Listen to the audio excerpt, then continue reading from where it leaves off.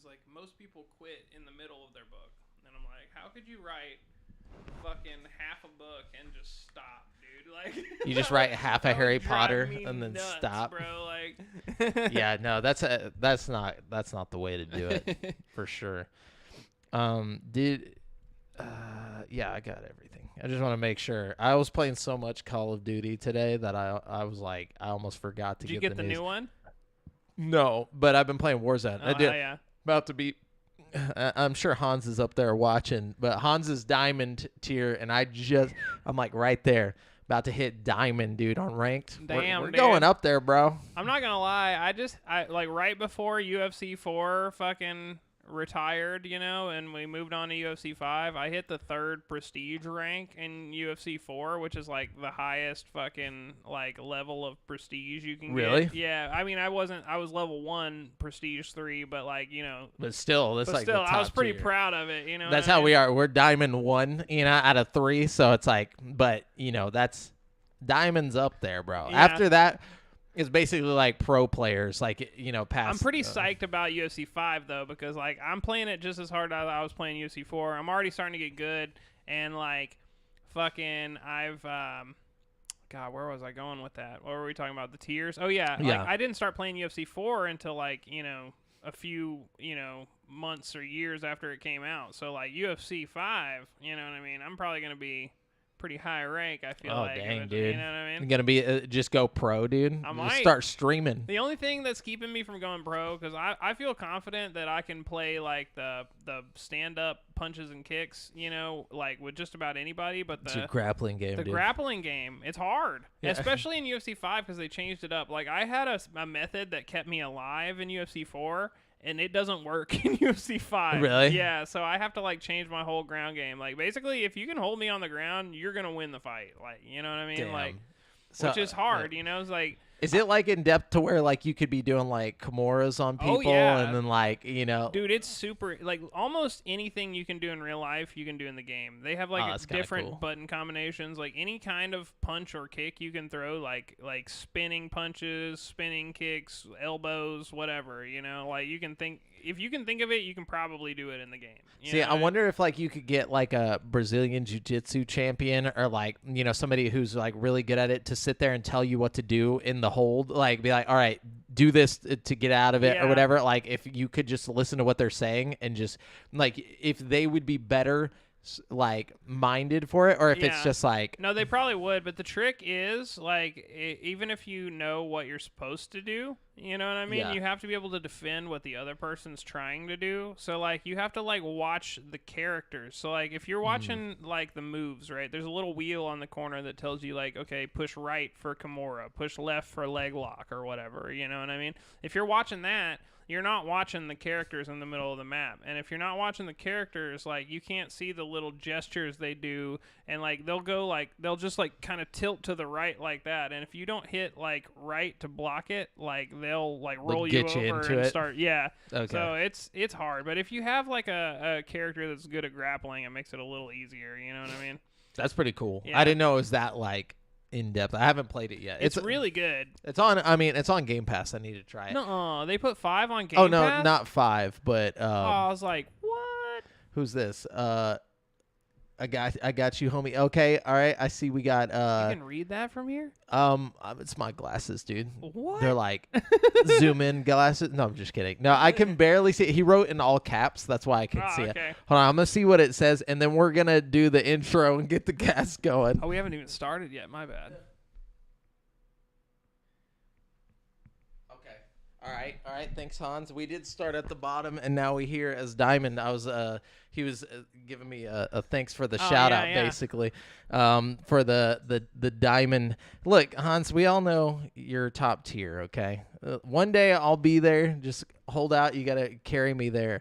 But anyways, so let's get into the cast. We're gonna start in 3, 2, 1. Yo, yo, yo, and hello, and welcome to Game Speak Podcast. New episodes go for free feed subscribers every Wednesday in audio format on Apple Podcasts, Stitcher, Google Play, Spotify, and all of your favorite podcast platforms, as well as in video format on YouTube, so you can see us in stunning HD, where we need you to hit subscribe and click that notification bell. We are streaming live every Monday at 7:50 p.m. CST on twitch.tv/GameSpeakPodcast, Facebook.com/group/GameSpeakPodcast, and YouTube, if you want to catch the show as it happens before anyone else. Be sure to go ahead and join the ever-growing community in the GameSpeak Podcast Discord at dsc.gg/GameSpeakPodcast to hang and talk games, battle and catch Pokemon, get show updates, find friends to play games with, and so much more.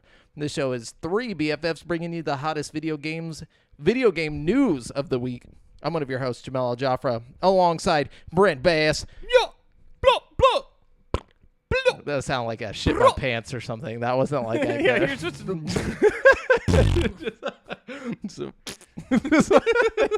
Yeah. What's going on, man? But yeah, Devin's not here. Devin's like got this job where they just don't understand the importance of games. No. They're like, no, they really don't. They're like, what? You got like a podcast or something? I'm pretty sure they have like a podcast going, and they're trying. Not Devin, but like his people above him. That's what it is, yeah. Yeah, and they're worried. You know, like they're just like, I know we're taking over the podcast space. Yeah, and they're like, if we can keep Devin out of there, you know, we'll keep the trifecta to a duecta, Yeah. dude. I don't think that's a word, but it is now. A doo-wop. You know, it's no, but Devin's working. Our boy's working hard, so he wasn't able to make it today, but that's all right. That's how it goes sometimes. It is. But yeah, also if you don't watch the podcast live, you missed out on a whole long conversation before the intro even, so like, we just can't contain it. Yeah, can't keep a lid on it, Just know when you watch live, you get more content. You Yeah. know? It just happens that way. But like, yeah, we were talking about books, talking about fucking other shit. What did we talk about? We talked about like, my brain is like, definitely books in there somewhere. Yeah, we were talking about books. Call of Duty, Call of Duty, yeah. UFC 5. Oh yeah, we We're got talking into about all kinds of stuff. But there is a lot of big news today that you There is. non-live listeners are Still going to get to hear. enjoy, Yeah, yeah. like I'm talking some big stuff this week. It's a good one. Yeah, it sucks Devin's not here because this is one of those ones where it's a game changer. It's a game game. changer. I see what you did there. A video game changer. No, but anyways, before we get into all that though, what have you been up to? Just chilling, man. Let's see. I watched the Five Nights at Freddy's movie. How was that? It actually wasn't as bad as I thought it was going to be. It looks pretty bad. It does look pretty bad. But Matthew Lillard's in it. Matthew Lillard is in it. How's he do? He's great. I mean, okay, the movie's corny as hell. Okay. It's super cheesy. It's not the greatest movie I've ever seen, but it's also a lot of fun. You know what I mean? Like, you can tell the people who worked on Megan had something to do with it. Like, oh, really? It's really well made. Like, the actual, effects are really well done. You know what I mean? Like, it looks good, The story's better than I thought it was going to be, The main guy's okay, he's pretty good. Though, it wasn't a bad movie. It wasn't great. This is an all-around 7 out of 10? Yeah, like a solid 7. I was expecting a 5, okay? So, okay, me too. So, okay, it's worth a watch. It's worth a watch. It's one of the better video game adaptations I've seen. Is it like a feel-good, or is it like a horror, or is it like both? It's probably more of a horror movie, but it's kind of also got feel-good in there. It's like 40% feel-good, 60% horror. You know what I mean? Okay, I got you. Because I can't tell if it's trying to be scary or if it's trying to be like just a... It definitely is trying to be scary, but failing a lot of the time. You know what I mean? But that's okay. It's still a fun movie. You know what I'm saying? Like it's like, How much screen time does Matthew Lillard have? More than you would think. Okay. Like he's well, he's there at the beginning. He's there. He's in there. Yeah. He's in there. That's what I was afraid of, that he was going to be like... I mean, it's mostly the guy who's, at Freddy's by himself, you know what I mean? Like, that's basically the movie, you know what I mean? Who's that guy? I don't know. I thought he was the dude from the Hunger Games, but I don't think he is. Which PETA Malark? He looks like PETA, but it might be PETA. I don't think it is though. It's got to be. Nobody looks like him. What's that guy's name? Josh Hutcherson or yeah, something? yeah, the Bridge to Terabithia kid. Hold on, let's look it up. It's got to be him. It looks just like him, right? Hold on. Literally nobody looks like him. He's the only person who looks like him. Freddy's movie. Are you looking it up? Cast. Yeah. Okay. Yep, it's Josh Hutcherson. It is. Oh yeah, it is. Okay. I was about to say, there's literally. So he looks too much like. I don't know why I didn't think. It's a good cast. You got and the girl who plays the cop does a really good job. They got this little Dora the Explorer looking kid who does a really good job. Like all in all. Oh, Matt Pat's in it. Pretty solid cast. The waiter is Matt Pat. The waiter? Yeah. I don't remember a waiter. Yeah, he might have just been like a extra. Who is Matt Pat? He's the guy who does the Game Theory YouTube channel. Oh, cool. Where they're like, that's a fun. But that's just a theory, a game theory. Oh, that's cool. Yeah, I like his fun stuff. Little cameo there. Yeah. But anyways. Yeah. So I watched that, and let's see what else I did. I worked a lot. And that's pretty much it. I'm going to Colorado. I think we talked about that on the pre-show. Another thing you might have missed on the pre-show convo. Brent's going to Colorado, the big CO, dude. Yeah. I hear there's lots of fun shit to do there. I don't just hear it. I've been there. Yeah, no, it's great. It's great. So what are y'all going to do? Just like... they're doing like a friends Thanksgiving up there. So we're going to meet up and eat a bunch of crazy stuff and play Smash Bros. And hang out, go on some hikes in the nature. Oh, dude, that sounds so nice. It's going to be great. There's just something so nice about Colorado, dude. I love it, man. It's serene up there, It's unreal. Like, honestly, if it wasn't so expensive, yeah, I would live there. It's just, like, what scares me isn't even the price. It's the driving around. You know what I mean? Because, honestly, it's way cheaper to live in Colorado than it is fucking California, dude. Like, that shit, it is ridiculous over there. That's the first place I've ever been where, like, I just couldn't live here. Like, it just cost too much. Unless you were, like, one of the homeless people. Even the homeless people probably have a rough time. I mean, obviously they have a rough time there, But it's like, like, it's hard to afford basic things. You know what I mean? Like a bottle of sunscreen was like $15 or something. Yeah, and there's like no like public restrooms, and like they're just like constantly like just. They had public restrooms on the beach and stuff. You know what I mean? Yeah, but I mean they weren't the like worst kind of public restrooms. You didn't want to go in there, but like. the sidewalks are the public restroom there. But yeah, like I don't know, something. Yeah, Colorado's expensive. 1, 2. Yeah, the snow. I couldn't deal with snow. Yeah, like I like the snow. It's just driving in it. Yeah. It really freaks me out. I'd have to like Uber everywhere or like take a bike or something. I don't know. Which makes it more expensive. Yeah, and then fucking. Also, like, for some weird reason, I feel like Colorado has the most, like, mass shootings, like, ever. Like, every time you hear a mass shooting, it's like Boulder, Colorado, or like Aurora, Colorado. It's like, what is going on? It's a beautiful place. Yeah, like, you think they would be more chill up there. No. They got legal weed. They got pretty scenery. They're just shooting everybody. Like, they're just shooting everybody. But anyways, yeah. So, that's cool, man. Going to Colorado. This week, what did I do? Because we talked about it last week, I watched The Road to Perdition again. Hey, such a good movie, dude. Good movie. It's so good. it's like one of the weird. It's like it's got such a horror film feel to it. Yeah. Like it feels like Max Payne. Because it's scary. I mean, it's a scary concept. The mob chasing you down. You know what I mean? Constantly hiding in the shadows, protecting your kid. Yeah, but also the guy that's like hunting them down. He's like the photographer guy who like he's like I take pictures of the dead. Like he's just a weird dude. Like he's very No Country for Old Men vibe on that guy. You know what I mean? Like, definitely, yeah. And he's just like he wants that one thing. He just wants pictures of dead people.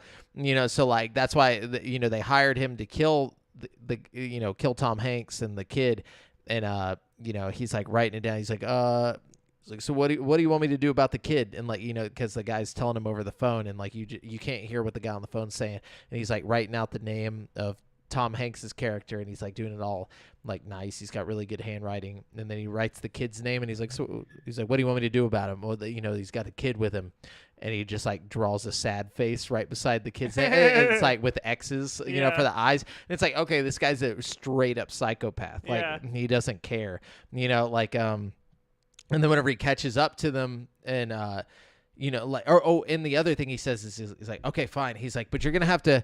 He's like, but I get to keep any pictures I take. They're like, all right. He's like, that's what he wants. That's the whole thing, So very interesting characters and world building and stuff like for a thing that's technically real, So I thought that was fun. Not fun, but fun. Yeah. Watch that. I watched something else, and it's just completely slipped my mind, but it was some movie or something, or maybe it was a show. Oh, well. Anyways, let's get to the video games, because I didn't do much else. And what have you been playing on? Control. Oh, you got on that Control. Yeah, I beat Have you taken Control? Yeah, I have taken Control. I rolled credits, but I haven't done all the extra stuff yet.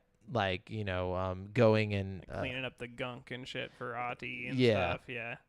That's okay, as long as you play through the main campaign, like the side stuff is cool, but like the DLC stuff is way cooler than any of the like side quests. I think they kind of just threw the DLC stuff in already. Did you go through the AWE, the Altered World thing or whatever? Which part? I feel like all of it's that. Were there any like direct references to like Alan Wake? Mm-hmm. Okay, then you probably did play the AWE expansion already. Yeah, because I was like, I forgot that the Ultimate Edition comes with all the DLC. So they do a nice job of just like seamlessly like merging it into the game, you know what I mean? So I'm just like playing it, and I'm like, oh, dude, there's so much like Alan Wake reference here, like just in the game. I'm like, what are people talking about? Like it's subtle references. Like they're just straight up like talking about Alice Wake, Alan Wake, and Bright Falls. Okay, so you did play the DLC. In the base game, there's only one like Easter egg reference to Alan Wake, and it's like there's that room where all the like where the what are they called? The items of power are. Objects of power. Yeah. Like, if you go all the way to the top floor or whatever and, like, fly through this window you're not supposed to fly through, there's the clicker or whatever in a room, you know what I mean? And it's, like, the object of power. Oh, yeah, it's yeah. like they reference it and stuff. It's pretty cool. Yeah, I found that, too. But, yeah, and then they mention Alex Casey or whatever in a couple of things as well. Oh, they do? Yeah. Wow, I didn't notice that. Yeah, really? Yeah, they're straight up like I read everything I can find. Like that's the one game where I'm okay with reading the documents. That's how I felt about Alan Wake 2. Like every time I found a document in Alan Wake 2, I didn't just read it, I like dissected it. Yeah. Like it was fucking really I got really into that one. Like yeah, it's super interesting. I think the story for Control is a little like I don't know what's happening. Like, even with the brother mainly, I'm like, what? Like, I still, at the end, I'm like, I still don't understand.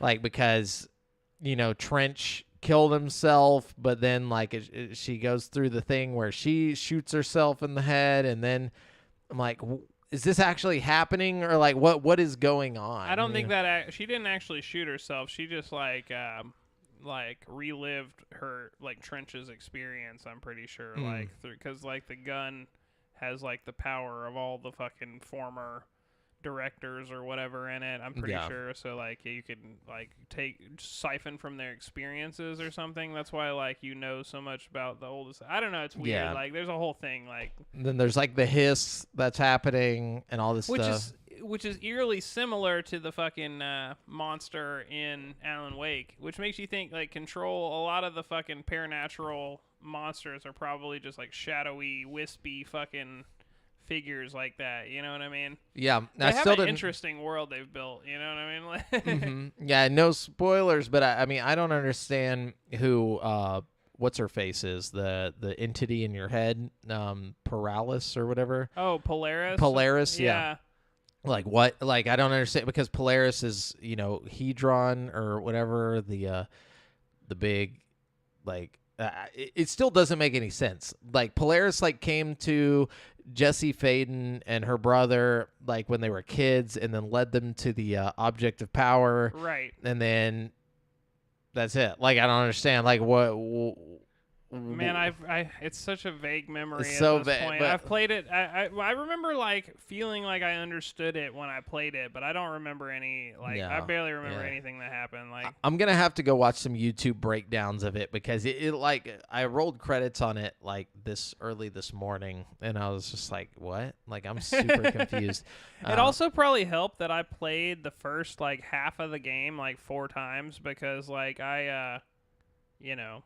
I didn't get in. It didn't stick with me the first couple times I played it. So like I kept playing like the first like 6 hours and then like just being like, fuck this, you know.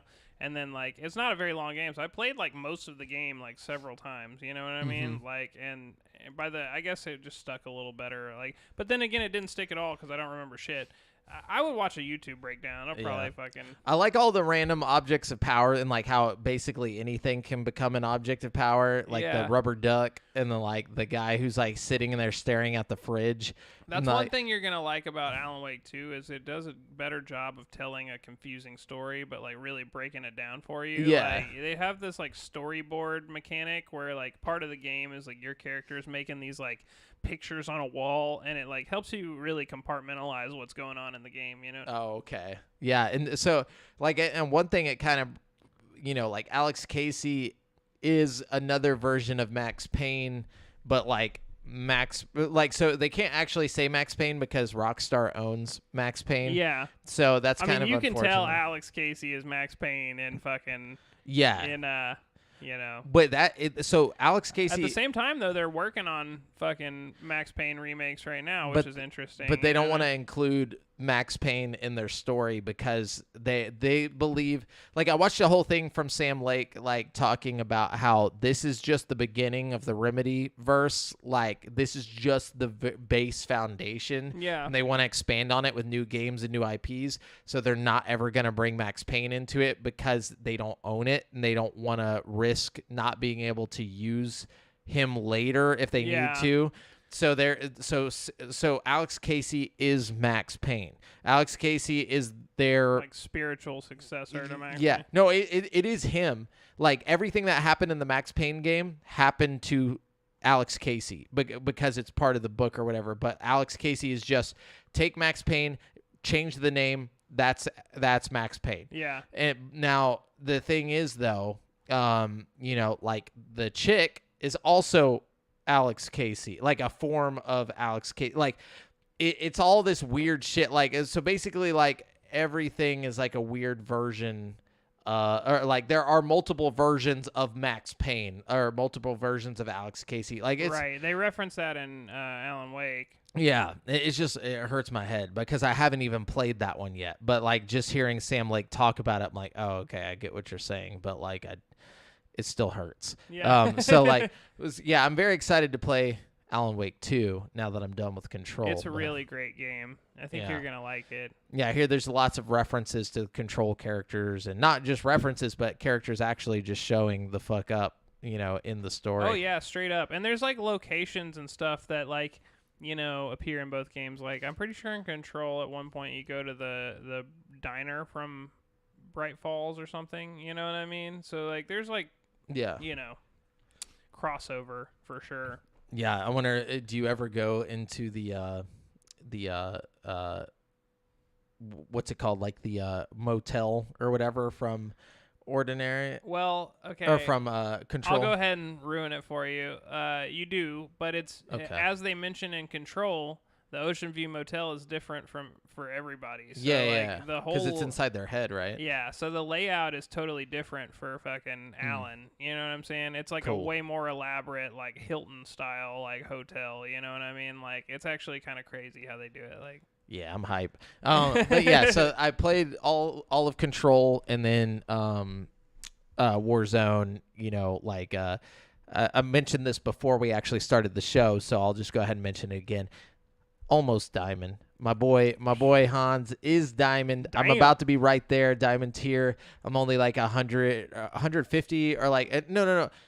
No, but whenever we got off, I think I was like 180 SR points from being there. So that's like 2 or 3 good games away from being that diamond baby. Oh man, I love that. Went from plat daddies proud of you. to diamond dogs. You know, like I don't know what. Is that the highest? Is that as good as No. it gets? No, it's like bronze, silver, gold, diamond, and then crimson, What? iridescent, What?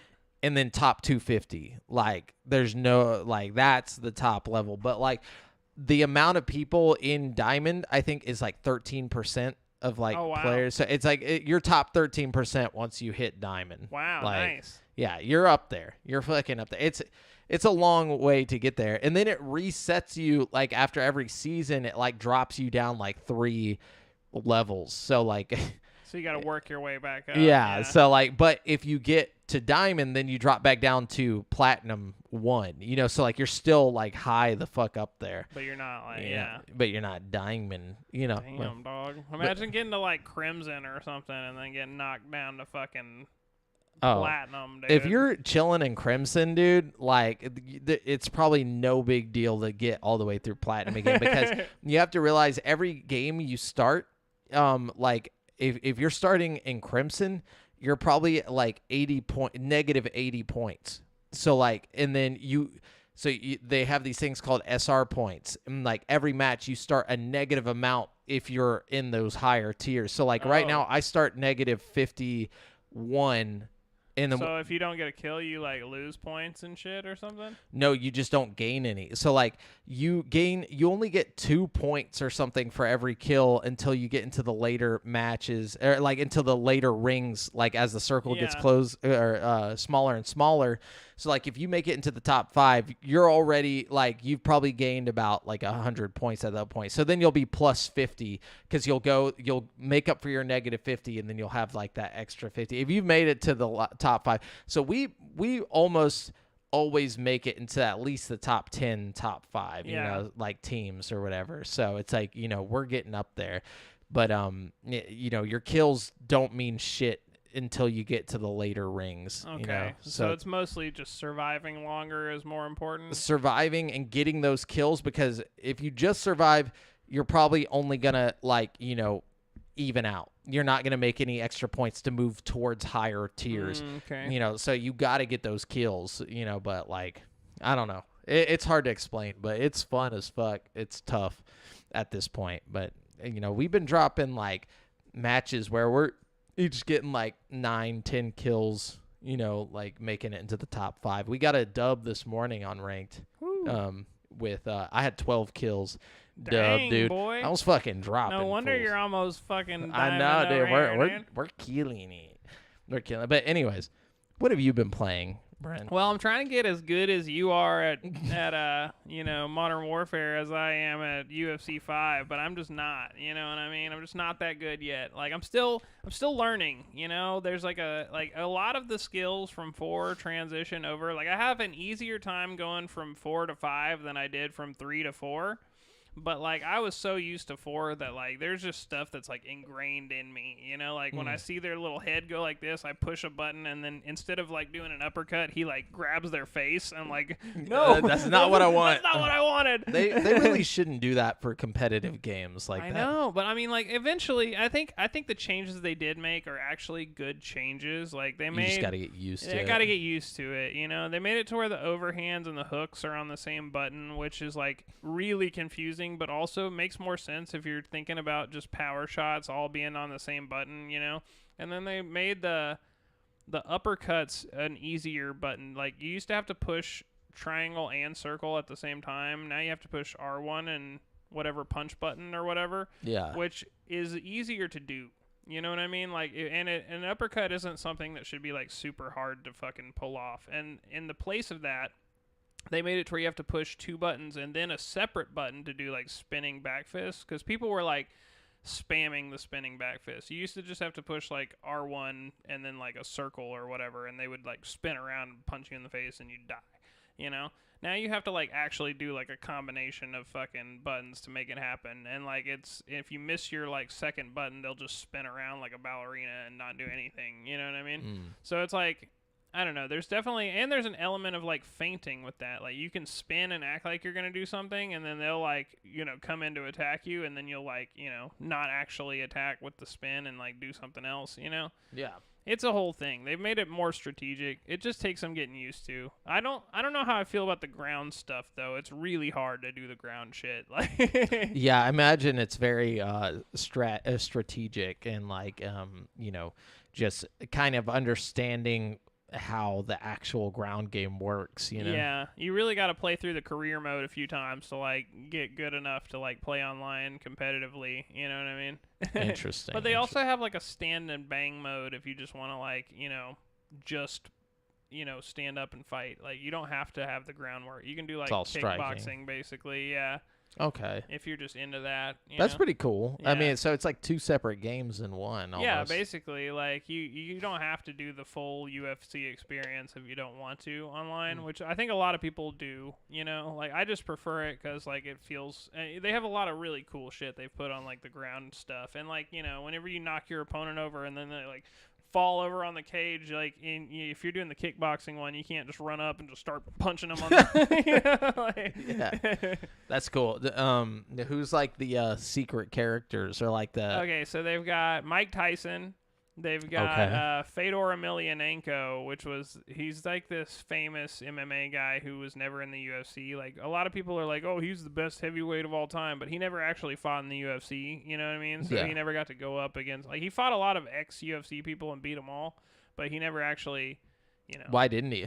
I think they just didn't offer him enough money or something. Like he started out fighting for Pride, right? And like he was like the king of Pride until Pride like stopped existing basically, and then he went over to Bellator and started beating everybody up in Bellator, but he never went over to the UFC, but he's in the game, which is fun. I feel like this is like Steam versus Epic, whenever it comes to these two separate things, like nobody wants to go to Epic, but like they have all these like great things going on over there for the developers, like none of the gamers are over on fucking Bellator, they're all watching UFC, but they're doing good things. But all the devs are over on Epic, like trying to make that extra money. Bellator actually just got bought by like one of the other big fight promotions, PFL. Really? Yeah.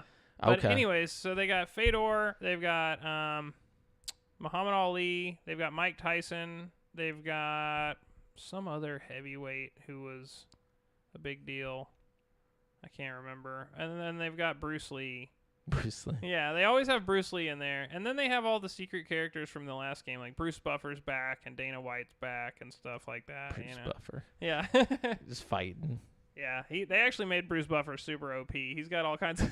Damn. He's fucking good. That's funny. Whatchamacallit? Oh my gosh. They should put Chuck Norris in there, dude. Oh, dude, they really should. Oh, my God. That would be Why haven't they done perfect. Chuck Norris? Dude, I don't know, man. Like, honestly, Chuck Norris would probably be cool with that, too. Like, why not? Like, oh, yeah. He's still kicking. That dude's like 500 years old at this point. Dude, he would probably come by and do the fucking mocap for it and everything. Like, oh, that's true, dude. But yeah, so I what else played you that, and then I played some more Baldur's Gate 3. I'm just fucking love that game, man. I'm doing my Dark Urge playthrough, and I'm at the very end of it, and, like, I went down this path that, like, took me straight to fucking hell, and, like, I did this whole, like, segment of the game in hell that I've never actually played before, and shit. Oh, wow. Like, it's a whole area that, like, I didn't even know about, you know what I mean? Which is really cool. That's tight. I keep finding things about the game that I didn't know existed, and I'm at like 200 hours in the game right now, so I'm really pleased with the amount of like content in the game, you know what I mean? 200 hours on just this playthrough, or 200 hours total? Just total, like, you know what I mean? I think I've probably put about 100 hours of playthrough in, you know what I mean? I'm still not done with this playthrough, but I'm getting close to the end. I'm being evil as fuck. I'm just killing everybody, you know what I mean? Everybody's just like, oh fuck, it's that guy. I'm such a bad dude, man. I'm just killing people for no reason. It's great, you know? Like, literally more than half of my companions have just left because they can't stomach to see me just walk around being evil as as hell. You know what I mean? That's awesome. Actually, there's a whole nother area I went to too. There's like this vampire palace that I went to that I didn't go to in the original game, which is really cool. You know what I mean?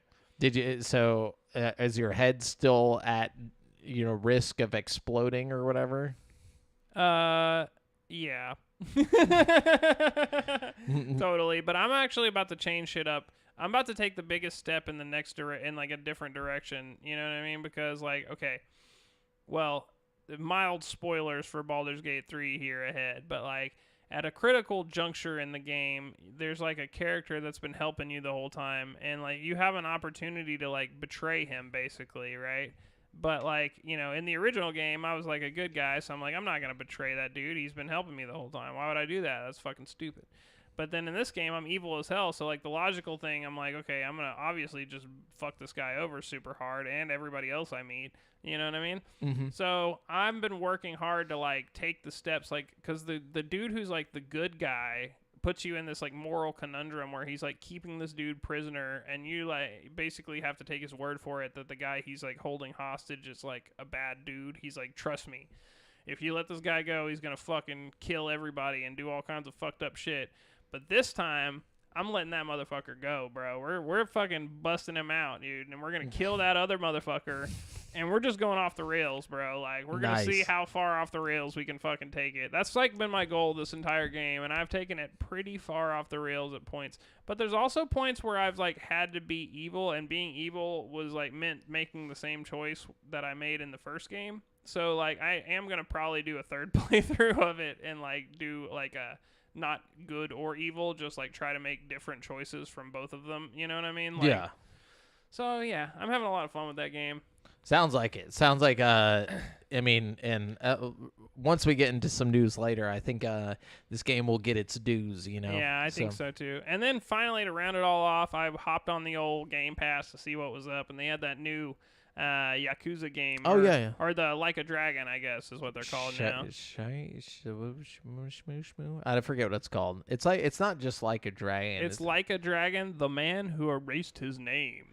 Oh, that's the one. There's another one too, though. You're talking about Ishin or whatever. Ishin, yeah. Yeah, that's the old school one. They actually just put the brand new one that just came out, like day one. Oh, okay, yeah. wow. So like, I'm actually super impressed with Game Pass for getting that one like right off the jump. But yeah, I've been playing that a little bit, and like, it's it feels more like condensed than the other Yakuza games, which I'm actually happy with. Like, it's got the old school vibe. It's not like turn-based combat like the new ones, Oh, okay. But it's like, it's also like just smaller feeling. Like the city feels smaller. Like the fucking vibe of everything. Like the story is apparently way shorter, but it also just feels more like concentrated, like optimized. in a good way. Yeah, like it's like they cut all the fat out. You know what I mean? That's good. So yeah. it is a fun game. It's if you want a nice little beat 'em up with a fun little story about like secret agent fucking Kiryu or whatever, go for it. It's a good time. If you want Shinmu, but like modern day and good, it's very well optimized for a new game. Yeah. I feel like a lot of times you get new games that just don't fucking work. Yeah, it happens a lot. It runs really well. Like it's super buttery smooth and like fucking looks good, and yeah, I don't know, I recommend it. It's a solid it's like Five Nights at Freddy's, you know what I mean? Solid 7 out of 10. It's a good wacky time. Yeah, like that's the thing about like those fun games. Romp, yeah. Just get excited for mini games, like wacky bullshit. The mini games are great as always. Oh, yeah. You know what I mean? Like, did you do any of the side stuff like the island? I'm still pretty early. No, I haven't found the island thing yet. I don't know where that is.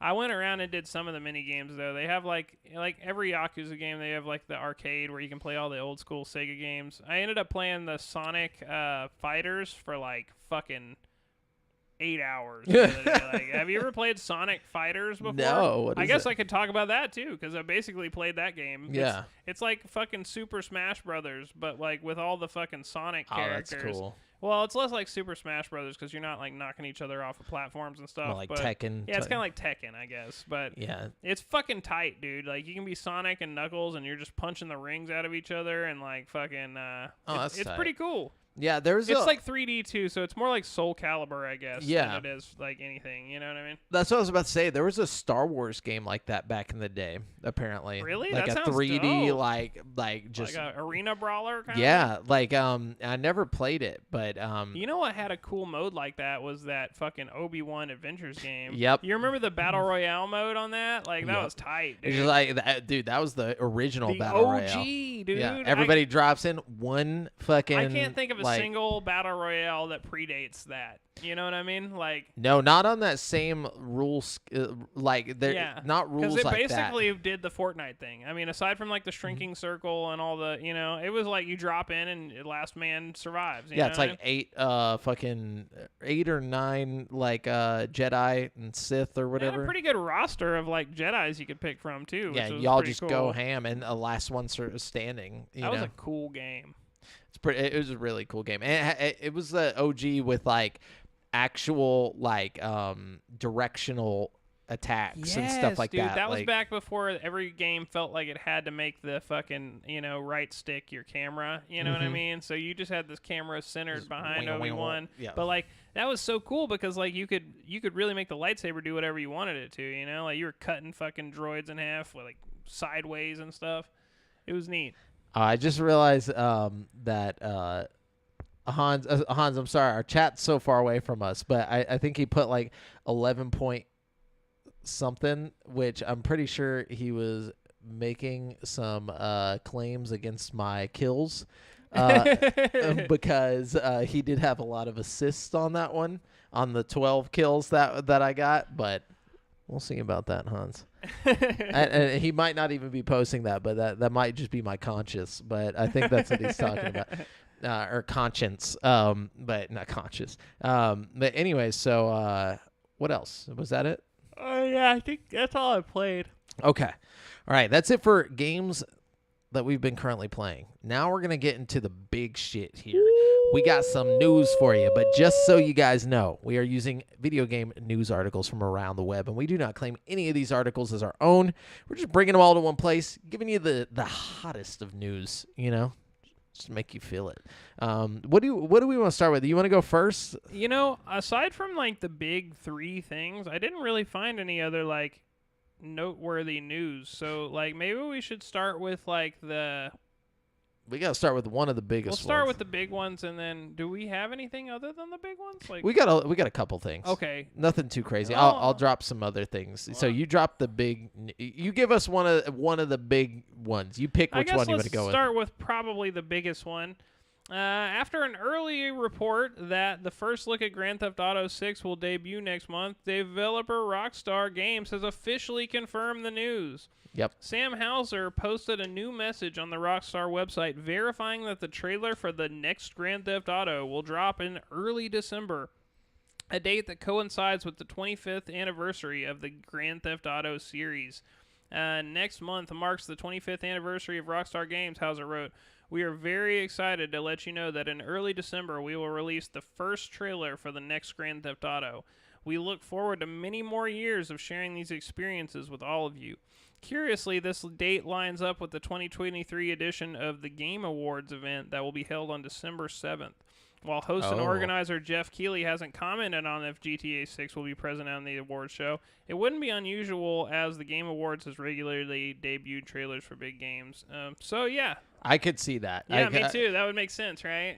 Oh, that's you give me goosebumps just thinking about it, bro. That's gonna be a big deal. Like, dude, I'm actually really hyped for this. Me too, man. It's a new Grand Theft Auto. We haven't had a Think new about the Grand Theft last Auto. thing they put out. Fucking Red Dead Redemption 2. Probably one of the most critically acclaimed games ever. And then before that, Grand Theft Auto 5, a game people are still playing to this day. You know what I'm saying? Years ago, a decade of one game, and it not only has it been like popular, like a popular game the whole time. It's been like the best selling 10 seller like the whole time. Like you know what I mean? Like I think they said that the game has sold like 300 million copies or something like that. It's something insane. Like it's the #1 selling game of all time. Which is exactly why they know they have to respect this franchise, and it's exactly why they have to fucking put this game out and be like, great. I mean, we're just gonna pretend the trilogy game didn't happen. The definitive trilogy. Yeah, I want to see. It says GTA 5 cumulative unit sales worldwide from 2015 to 2023. As of November 2023, Grand Theft Auto 5 has sold over 190 million units worldwide. And that's just 2015 to. Didn't Yep. it come out in 2013?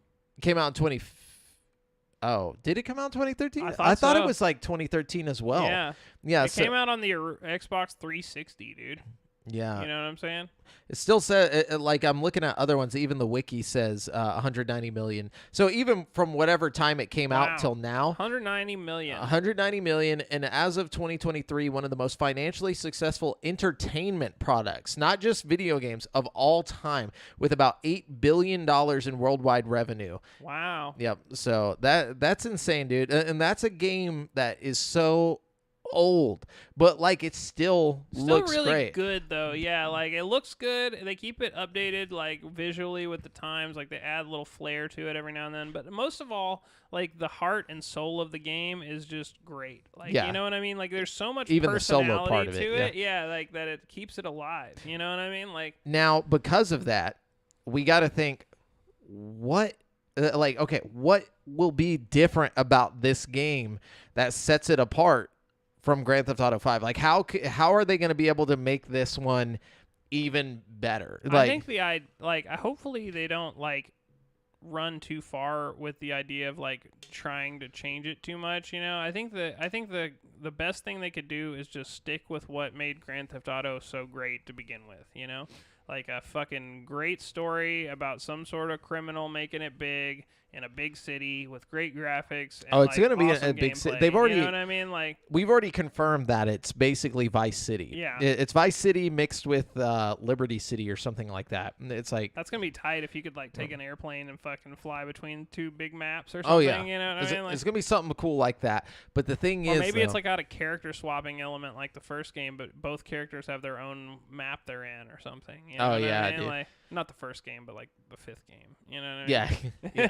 Yeah. Now, I think like from the leaks that have come out, you're basically, it's like a Bonnie and Clyde story, supposedly. Like this is just based off a leak, so this isn't official, but I think it's pretty safe to say this is going to be the case. Like the main characters is like a girl and a guy that you'll switch between.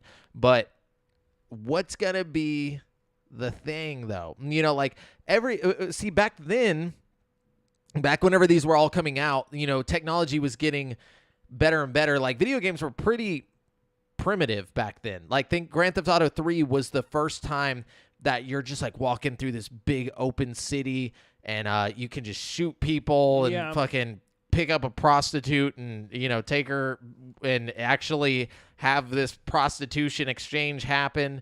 I mean, even the generational leaps they took, you know, like between 3 and Vice City. Yeah, and then Vice City and San Andreas, like all of those games came out on the PS2 and all were dramatic steps forward. Yeah. You know what I mean? The cities were bigger. There was more stuff to do in the cities. There were like better graphics, better vehicles, like better cheats. The only time they've ever even kind of taken a step back in scale as far as like size goes is 4, I feel like, because 4 was just so much technologically like advanced. Yeah, it was like crazy looking. Than Vice City. Like just the graphical jump from fucking San Andreas to 4 was like nuts, dude. You know what I mean? Like, and they changed the vehicle physics and like everything. Everything was just different then.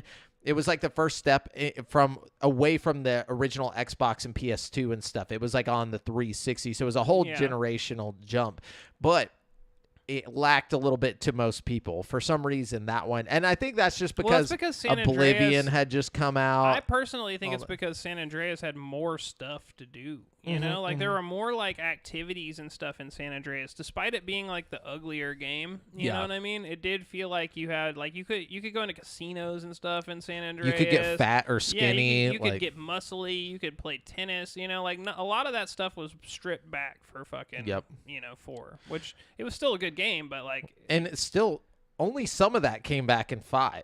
Like some of the RPG type mechanics. Right now it's technically just a action game. I think 5 did a good job of bringing most of the things that made San Andreas special back into the fold. Like, there's a lot of different random activities you can do. There's like, I'm pretty sure you can get your characters fat and skinny. I've seen like fat Franklins at least. You know what I mean? Like, no, I don't think you can. I think that those are mods. Oh, is it really? Yeah. I know you can get haircuts and stuff at least. You know what I mean? Which I don't know if you could do that in 4. Hang on, let me see. You could, yeah. 4, you could go to the barbershop. I know in Red Dead Redemption 2, you can make your character like, he not only gets like gains weight or loses weight, but he can change his hair. He gets dirty depending on. So I'm thinking all that stuff is probably gonna make Red Dead 2, dude. Red Dead 2 is the most detailed open world game I've ever seen. That's what I'm saying, and we gotta remember that like this is the same people.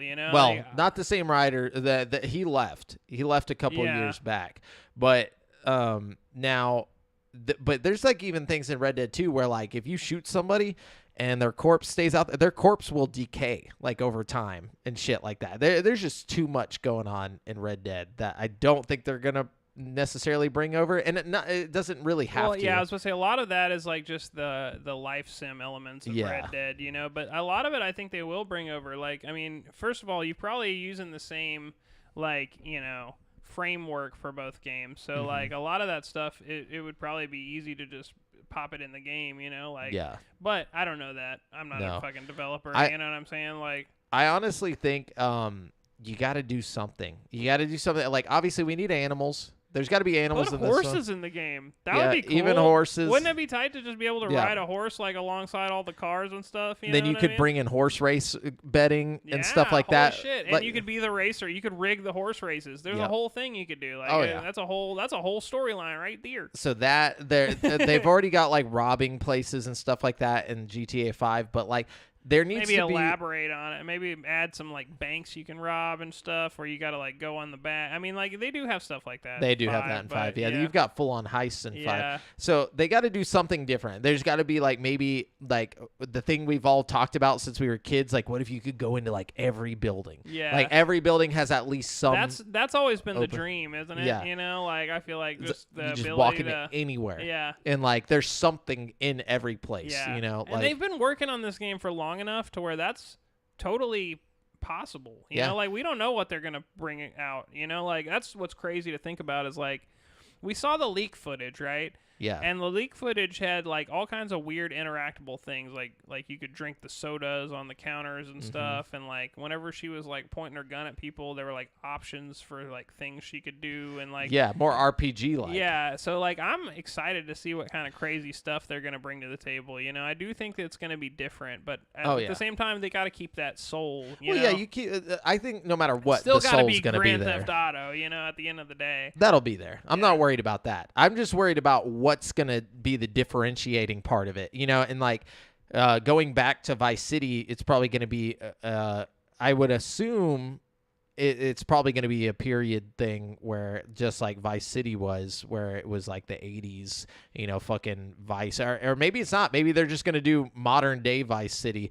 But I mean, what's the hype around a modern day Vice City? It would just be like, it would just look like 5, so yeah, I think 80s would be cool, or 90s, like take it back to the 90s, even like before like smartphones and shit like that. No matter what, it's going to be incredible looking. I think like they're probably building this from the ground up with like the modern consoles in mind, so I bet they're going to have crazy ass like ray tracing and stuff effects, because they've already implemented that shit into 5, probably just to see if they could do it. And I bet there's going to be like if it is Vice City, which we pretty much know it is, there's going to be all kinds of like ambient neon lights and stuff that are going to be like reflecting it's off gonna the it's going to look like stuff. Fucking Cyberpunk. It's going to be tight looking, dude.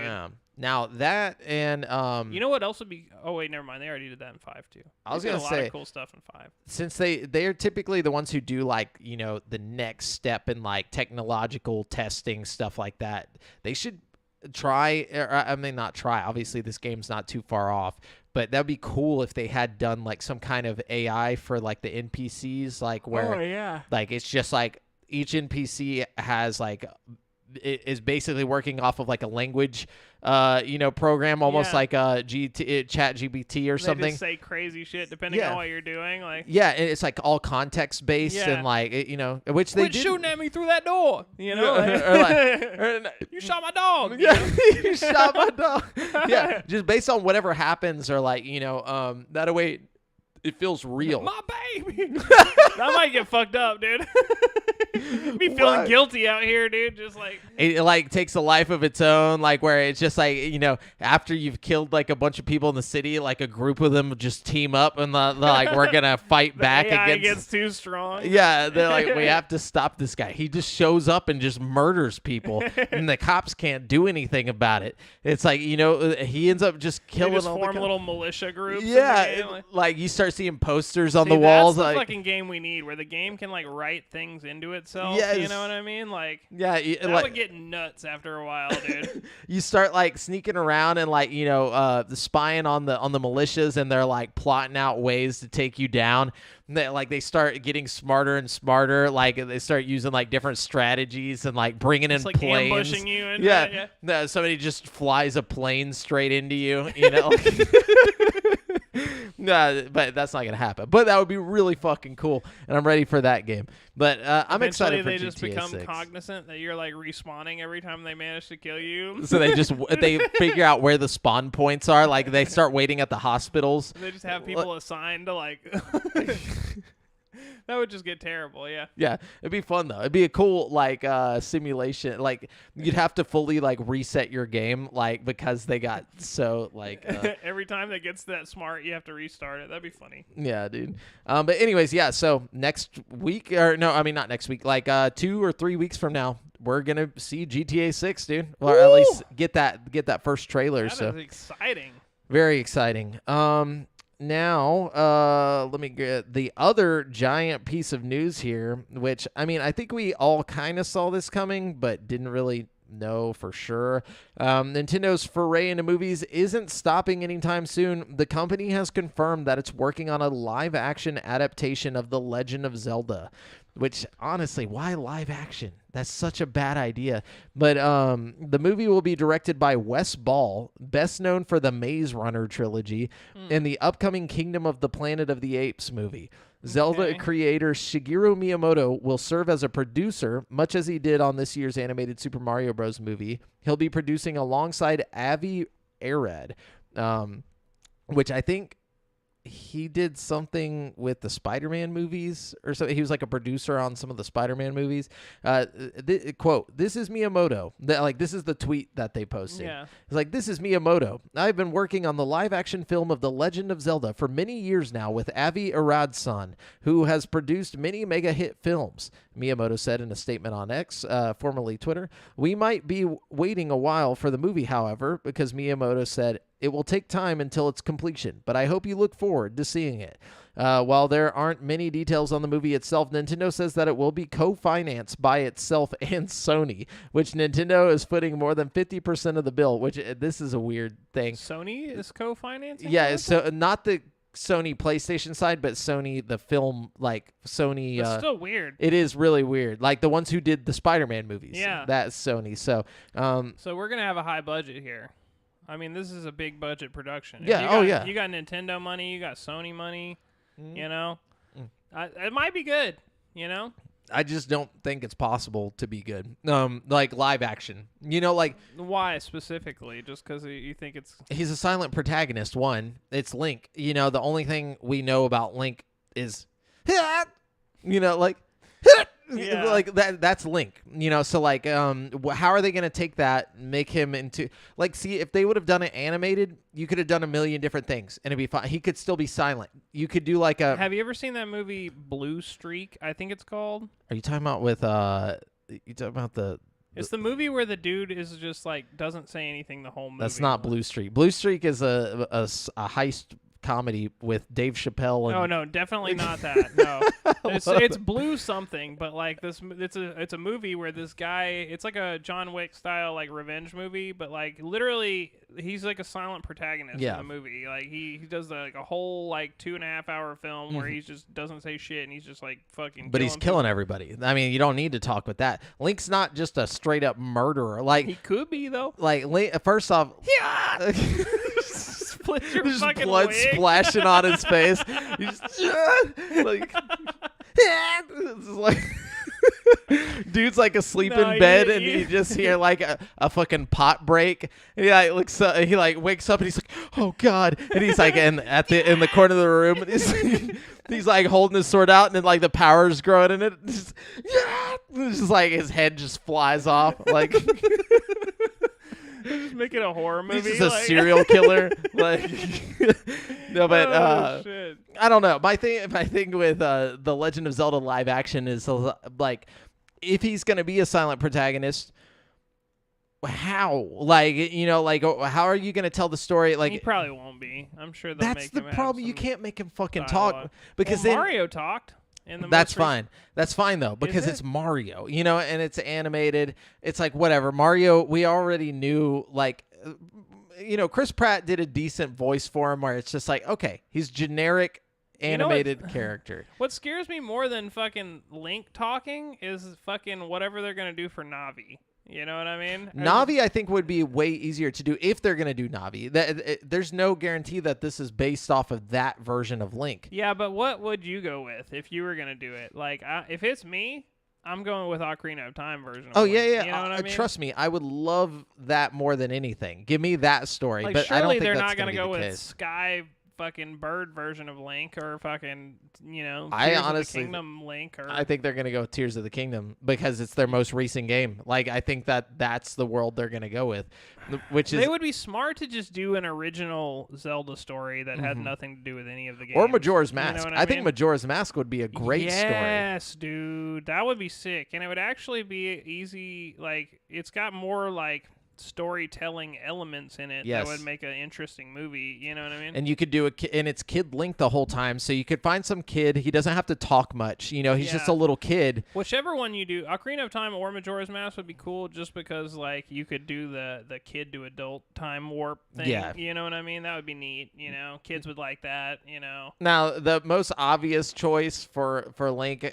which I'm sure the internet's already been on this, but I was talking to AJ, my brother, about this earlier, and it was just like Timothy Chalamet. Like he looks like Link. Like you could easily make him into Link. Like he already looks like a fucking elf. I just don't like it. I don't want him to be Link. I don't want him to either. I don't know why, but no. Imagine him with a fucking hat on, like a fucking Link hat. No, I see it. You know, for some reason and he's not talking. He's already got like the face, you know, everything. That's just like, but what I have I have a feeling what's gonna happen with this movie is it's gonna be bad, or they're gonna stop like halfway. I just don't think this is gonna work. Like, I think video game movies are progressively getting better and better. Sure. I think they're getting a bigger budget and they're getting the respect they deserve, and like, you know, writers and producers are seeing like, hey, this isn't just some kind of like quick cash grab. Like, we can actually make good films out of these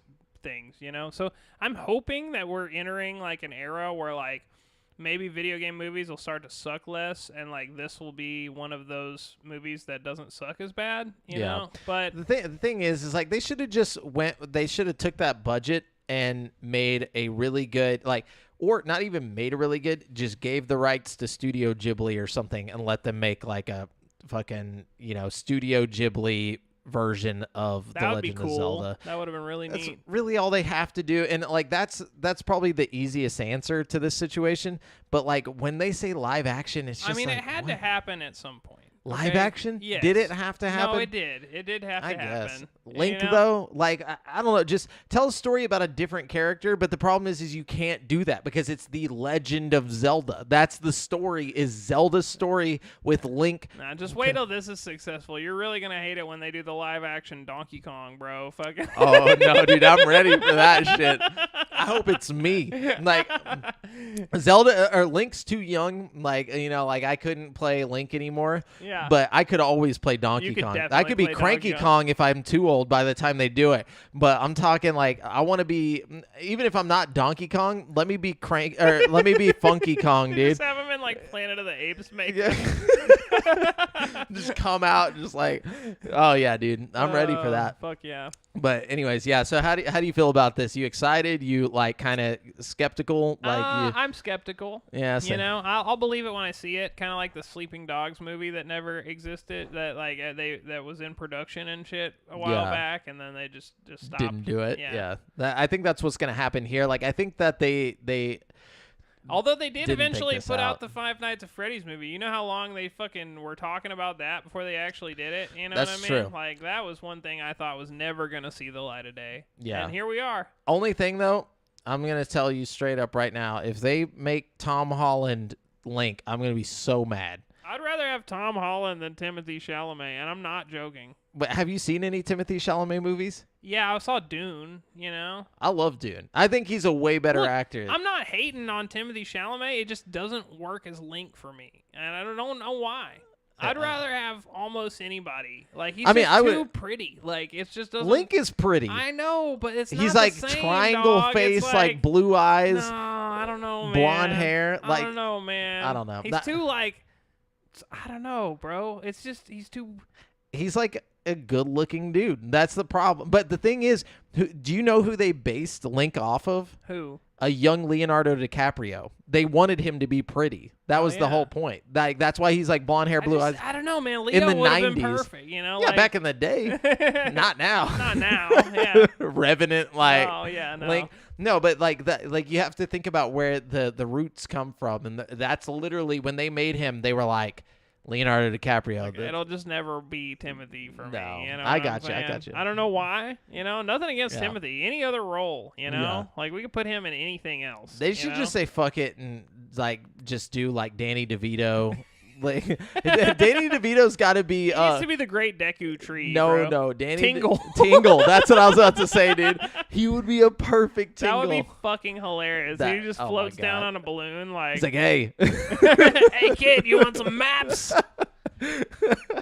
So anyways, I started Blessed.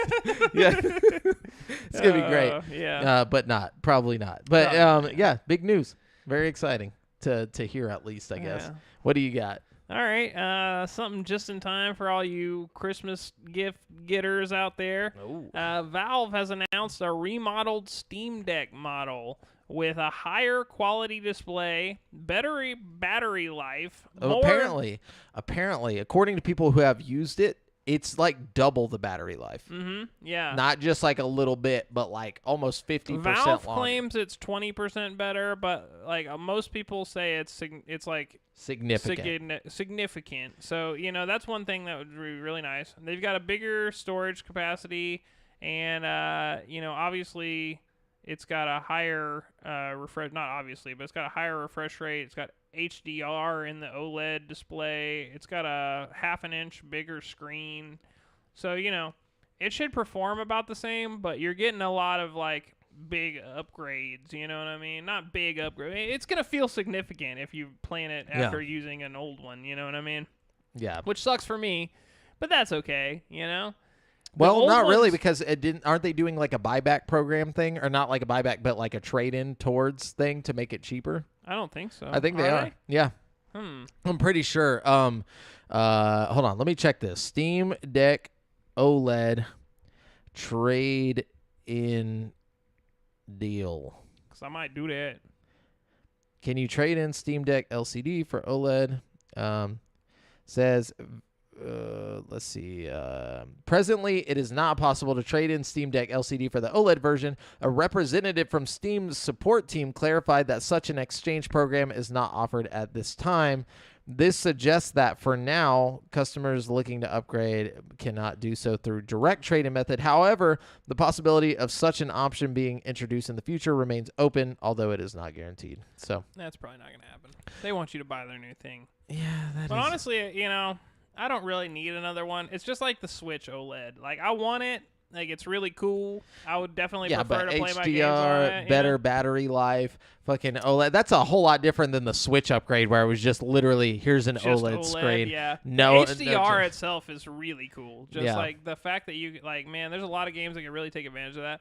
Also, the 90 hertz. That's something that people aren't really talking about. Crazy. That's really nice because the Steam Deck has a way you can manipulate the refresh rate of the screen itself. So, like, if you have a 90 hertz screen, you could scale it down to 60 hertz and have your screen perform exactly the same if you wanted to. Or if you're playing a less demanding game, you could crank it all the way up to 90. Or you could scale it down at like integral factors. Like, so like with a thing a lot of people like to do with the 60 frame per second Steam Deck is scale it back to like 40 frames per second. So like the main screen will like register at 40 like hertz or whatever. So it'll run like a native 40 hertz or whatever. With that one, you could probably scale it down to like different, factors. I don't even know how to explain what I'm trying to say, but it would probably scale better if you have more, room to better work options. with. Yeah, exactly. Yeah, more room to work with whenever it comes to frame rate. Yeah. So that's pretty cool. It's a good deal, and that's the other thing. The LCD screen is basically getting a price drop. And then this one is going to take the same price as the original LCD. Yeah, which is really cool. So they're getting rid of the 60 gigabyte original one and the 500 gigabyte original one. So both of those are getting a drastic price cut, and then they're selling them until the inventory's gone. The 256 gigabyte LCD one is now the new smallest model, and it's taking the same price as the old base model's price, which is incredibly good deal because that's the one I've got right now, and it's awesome. So for like $399 or whatever, you get the fucking NVMe hard drive, you get all the good, stuff except for the OLED and all that shit. You know what I mean? Yeah. With the higher model, it's still really cheap. I mean, not really cheap, but it's definitely worth, like, it's what I paid for what's now the lowest model. You know what I mean? So I would definitely recommend getting it because you get the OLED. And the Steam Deck is awesome. If you're having if you're on the fence about getting a Steam Deck, fucking get it, dude. It's definitely the best, like, thing. Handheld. It's like, honestly, it's my most used, like, thing that's not my main console. Aside, like, I've been using it more than I've used, like, my VR headsets or anything recently. Like, it's very fun, and it's convenient, and, like, you can take all your shit with you everywhere. And, like, you can hook it up to big screens. People love it. It's a big party pleaser if you plug it in and pull up fucking Mario Kart or something. You know what I mean? Like, it's great. You know what I mean? Yeah, it's pretty dope, dude. Wait, how's everybody playing Mario Kart on it, though? Oh, emulators. No, I mean, like, controller-wise. Oh, just Bluetooth controllers? Oh, okay. How many wireless controllers can you connect to it? As many as, I don't know. I think as many as you could just do on any PC. Like, so you've been doing, like, 4 or something? Like, I've done up to 4. Nice. I feel confident you could do more, but I haven't tried. Not that you would need more. I guess for Smash Bros. Yeah, I was about to say, I something. guess if you had a Smash Bros. Like ROM. Melee. Yeah. Okay. That's pretty cool, dude. All right. Now that we were just hating on Mario for a while, Super Mario Bros. Wonder is a smash hit, and it's now the fastest selling Super Mario game of all time. I actually really want it, though. I do want to play it. Lie. Yeah. I think that's my Christmas list right there. For sure. Yeah, Nintendo announced the Switch exclusive, the first entirely new entry in the side-scrolling Super Mario series in about 11 years. Sold 4.3 million units within the first 2 weeks of going on sale on October 20th, a figure boosted by the astonishing success of the Super Mario Bros. Movie and heightened interest in all things Super Mario. Nintendo notes its data is limited to titles released for Wii and Nintendo DS onwards when software sell-through data collection began, so it's discounting sales of Super Mario 64, for example, but it's unlikely any Super Mario game released on hardware before November 2004 when the DS launched sold faster than Super Mario Bros. Wonder, given the huge Switch install base Wonder launched into, with 130 million units and counting on like Switch units sold. So yeah, that's pretty crazy. Sold, that many That's in wild, the first 2 yeah. weeks, and being the fastest selling, Mario game, like, of all time. That's crazy. It's crazy that the Switch is still doing numbers like that with all these new console. Like, it's still standing toe to toe with the fucking most modern, dopest hardware, even being like a full generation behind technologically. You know what I mean? Like, it's pretty impressive. Oh, yeah, for sure, dude. It's pretty crazy. You got to give the people over there at Nintendo props because, just for what they're doing with that ancient fucking technology, They're just killing it as usual. Nintendo being Nintendo. They really are. The underdogs that never stop. All right. Let's see what we got here. This is a good one. The Game Awards, the annual celebration of the year in gaming, hosted by Jeff Keighley, are fast approaching, with this year's event scheduled to take place early next month. Today, Keighley announced the nominees for the Game Awards 2023, which includes 6 very big titles vying for the Game of the Year. The top award of the evening, Game of the Year, will see Baldur's Gate 3, The Legend of Zelda Tears of the Kingdom, Marvel's Spider-Man 2, Alan Wake 2, and Resident Evil 4 and Super Mario Bros. Wonder face off. So yeah, that's kind of interesting because it's like, first of all, you'd think Starfield would be on there. That's very surprising to me that Starfield didn't make the cut for like a Game of the Year nominee. You know what I mean?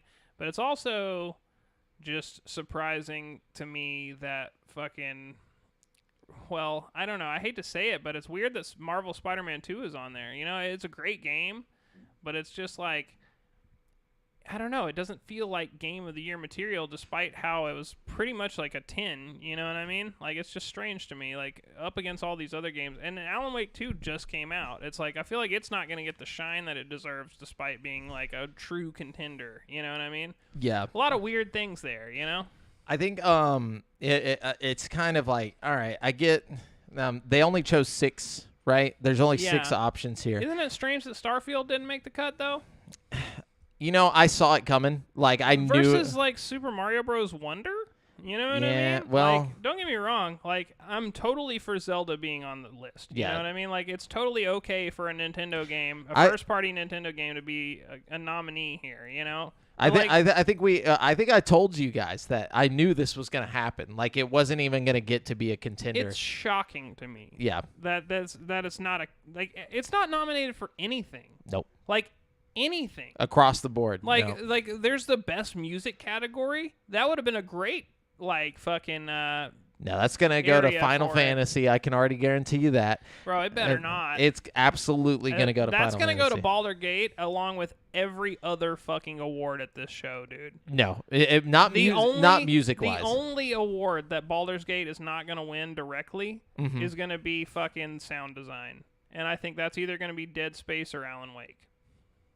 No, sound design? Okay. That is literally the only one. I don't think it's going to win music either. I really don't think it's going to win music. I think music and sound design are going to be the 2 things that it doesn't win. Everything else, sure. What's got better music than Baldur's Gate? Aside from Starfield, which isn't even nominated. I'm saying Final Fantasy just because I know that the Game Awards is all chosen by critics, and the critics love to talk about how much they love. But you vote as a people on what wins. You know what I mean? You can go vote right now on the Game Awards. Yeah, but your vote it doesn't go towards the main vote. No, it does. Are you sure? Yeah, the critics only pick the nominees. I think the people vote. I'm pretty sure. I don't think so. Look it up. Okay.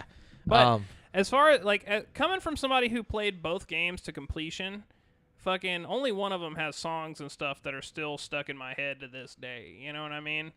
Although, I will say Final Fantasy 16 had an excellent score. You know what I mean? I don't think it beats Baldur's Gate, at least personally. Yeah. Baldur's Gate has some bangers in it, dude. Just straight bangers, dude. If you're looking to cast your vote and make your voice heard in the Game Awards 2023, then you need to head over to the official Game Awards website. Like previous years, would-be voters can log in and cast their vote for their favorite games.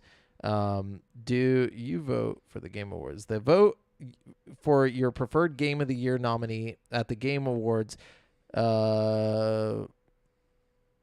Yeah, I think so. Okay, yeah, you're right. So yeah, I guess the people's choice does go, and in that case, it's still going to go to Final Fantasy. I think. No way, man. Yeah. No way. I really think so. Okay, there's several reasons why it's not going to go to Final Fantasy. Reason number 1, Final Fantasy was a boring ass game, dude. Okay, The game was it was boring, and for that reason, most people probably didn't complete it. Okay. No, but people love Final Reason Fantasy number music. 2, Baldur's Gate 3 is more widely accessible. You have the PC crowd, you have the PS5 crowd. Okay. True. PS5 only on Final Fantasy. You know what I'm saying? So you're missing a huge chunk of the player base there. You know what I mean? Yeah.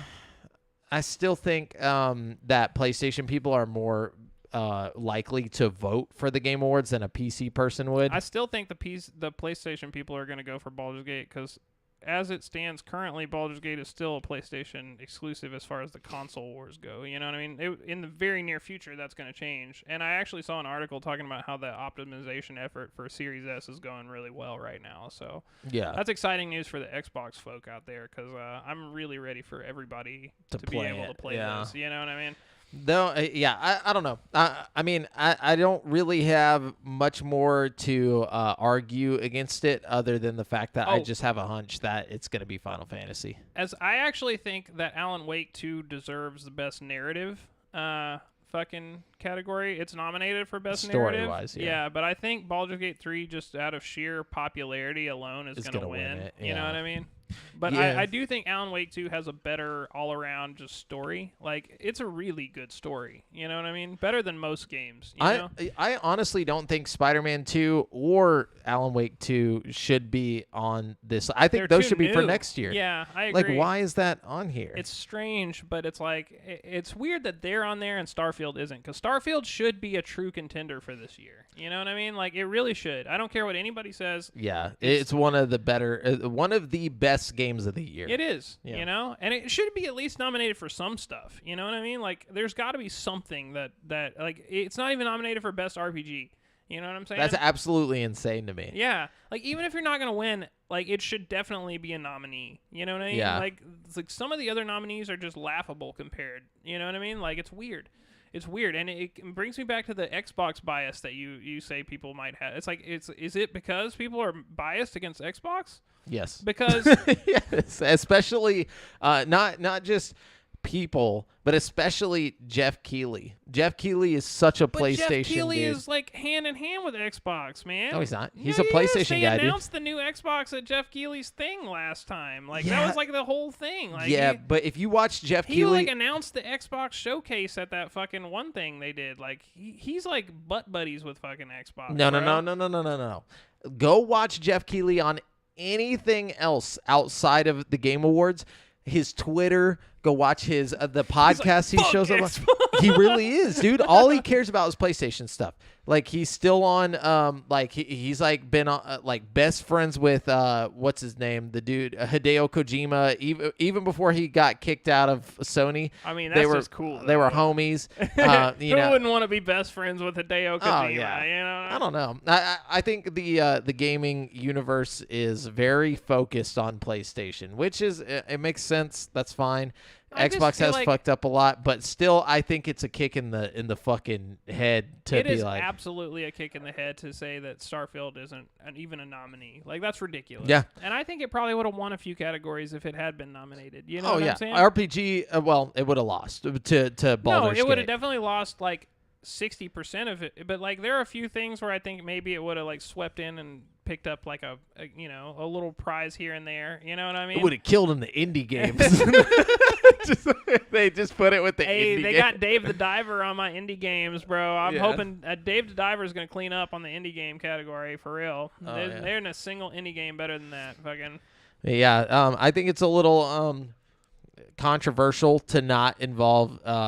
I'm sure Xbox needs to do something that's fucking undeniable next, dude. Yeah. You know what I mean? Like, Xbox has got to put out something that nobody can just be like, that was, like, it has to be like just something earth-shattering. And I think they are gonna do it eventually. Like, they've got too many studios working on too much stuff for one of the games that's coming out to not just be like a fucking masterpiece in the near future, Is Diablo 4 on anything? Because, I mean, technically, yeah, it's an Diablo Xbox. 4 got nominated for all kinds of shit, dude. It got, like, it's nominated for, like, I think best action game or something like that, or... Yeah.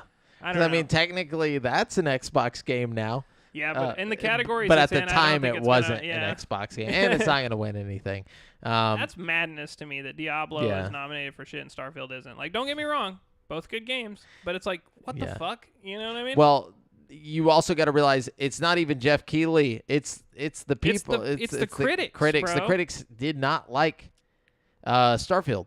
Like, nobody liked it for some reason. So weird. Specifically, IG, the bigger like ones were just like, yeah, it's all right. It's a 6 or a 7 or whatever. And it's like, no, it's not, dude. It's a good game. At the very least, it's an 8. Yeah. Very least. I mean, would say it's no an matter 8. how you feel about it, I do feel like it should be in contention for, over Super Mario Bros. Wonder or something like that. Like, which is also probably a good game. There's just too many great games this year for everything to make the cut, and I do feel like Starfield should have been one of the games that made the cut. You know what I mean? Oh, absolutely. It's weird to me, but Yeah. whatever. Like Resident Evil 4 Remake, for example. Like, that's a nominee for Game of the Year. Like, Starfield should have its place. Like, that's ridiculous. Resident Evil 4 Remake is just a fucking remake of Resident Evil 4. Like, that's all it is. At the end of the day, it was a great game, but, of all the games I played this year, like, it's not, like, made as big of an impact on me as, like, Starfield or, any of these other games on the list. You know what I mean? No. It's weird. Yeah, very weird, but And then, if you could make the argument that Dead Space was a better remake. Why isn't Dead Space on the thing and Resident Evil 4 is? You know what I mean? Yeah. It's weird. Yeah, I honestly think, like, Phil Spencer is one of those guys who plays the nice guy super hard at all times. I honestly think he should just be like, you know what? Fuck you guys, and just not show up, like, not talk to anybody. Like, honestly, I think he really should just stand up for, like, Xbox in the situation and for Starfield, for Bethesda. I really think he should be like, you know what? I'm fucking. Oh, hold on. Here, you talk about it for a second. How do you think about that? Man, I don't know. I feel like that's probably why Pete Hines is Pete Hines, because he's a good guy and people like him, and Xbox needs a happy face to put on their product. You know what I mean? I don't know. I really don't know about that, because it's like, I think at this point it's like we need like angry Pete Hines that comes out like Pete Hines is gone. He left. Oh, okay. Well, yeah, he's gone. Who's there still? Fucking... It's just what's his face from what's the guy from Bethesda, the guy who's on everything? Oh yeah, Todd Howard. Howard.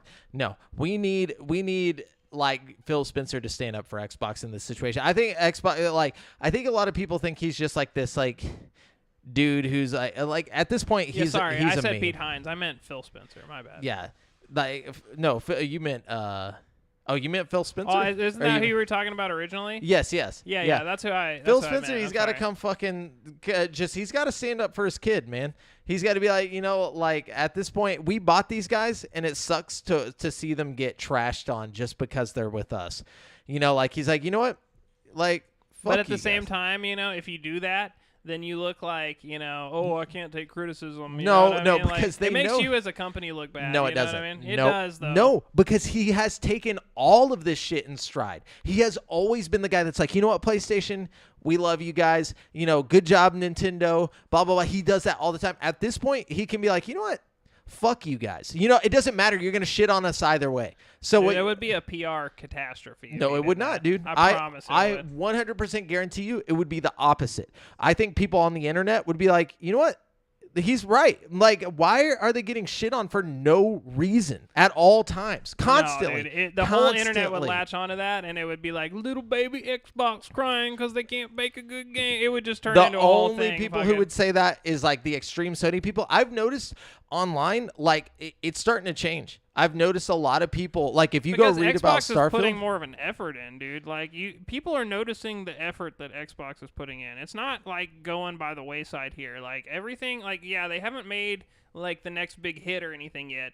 But people know it's coming, dude. You know what I'm saying? People can feel it bubbling. You know what I'm saying? Like, you got new consoles, you got like a fucking roster of just giant developers like working, and you know that the fact that they're taking this long to put shit out means that they're cooking something up that's gonna be fucking flavorful. You know what I'm saying? Like, I'm really excited to see what comes out of Xbox's fucking garage next. You know what I mean? Yeah. I think Fable is gonna be a fucking smash. You know what I mean? I really do. But who knows when we'll see that? You know what I mean? You know, I don't know, because it's like, you know, we just talked about this last week with Call of Duty getting review bombed and everything. Like, as soon as Xbox has it, like, it's just like getting trashed across the board. Like, it got a 4 from IGN. Yeah. Unfucking.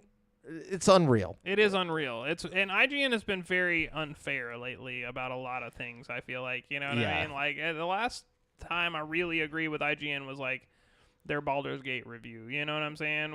But, like, it's hard to disagree that Baldur's Gate is a fucking masterpiece. It's literally impossible and unrealistic. And that's why I think otherwise. Xbox needs something like that, where you can't deny it, where you just can't be like, okay, there's, you know, like, no. They need something that's just, like, fucking perfect, and I think it's coming. You know what I mean? Hopefully, you know. I think in the next year, I think at this Game Awards, we're gonna get like at least several Xbox announcements. You know what I mean? And some of it's probably gonna be pretty exciting. I honestly think we're gonna get all the Call of Duty games going forward to Game Pass and stuff like that. They haven't announced that yet, but I think they will announce that. Yeah, they'll probably do a big Game Pass announcement with all kinds of cool Activision shit, like welcome to Game Pass, Activision. Diablo 4 and fucking Call of Duty. Oh, and by the way, here's fucking World of Warcraft on they'll your probably fucking have Xbox. Like a special console edition that they're working on with World of Warcraft. Yeah. Or like if you have Game Pass, you don't have to pay, or you get a cheaper, or you don't have to pay for the monthly subscription for World of Warcraft. Like, you just get it'll be something like that. It'll be sure. on Game Pass, But I don't know. We'll see how that goes. But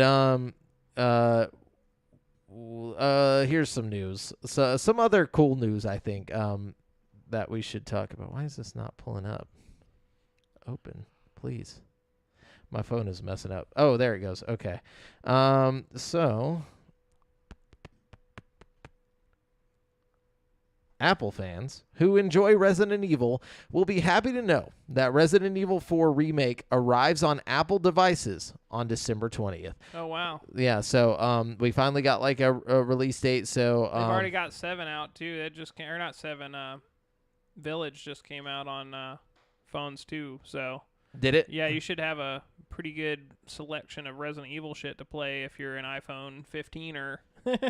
Oh yeah, this is pretty crazy, man. So have you seen Digital Foundry's like tech review of the Resident Evil 8 on the iPhone? It's actually pretty interesting. Like fucking like it runs like worse than the Steam Deck, obviously. Yeah. But it's still pretty playable. Like it's got like he had it like running at like 30 frames per second, like a solid 30, and like he's playing it with a controller and stuff, and it looked pretty good. I was like, wow, okay. Yeah, it's going to be interesting to see how this does. He's like, you got to lock the frame rate to 30 or else it just goes crazy. But other than that, pretty good. Yeah. Well, that's yep. So that's some pretty big news coming. You're going to be able to play it native on your iPhone 15 Pro if you've got one. Wow. So this is the actual tweet from the Resident Evil.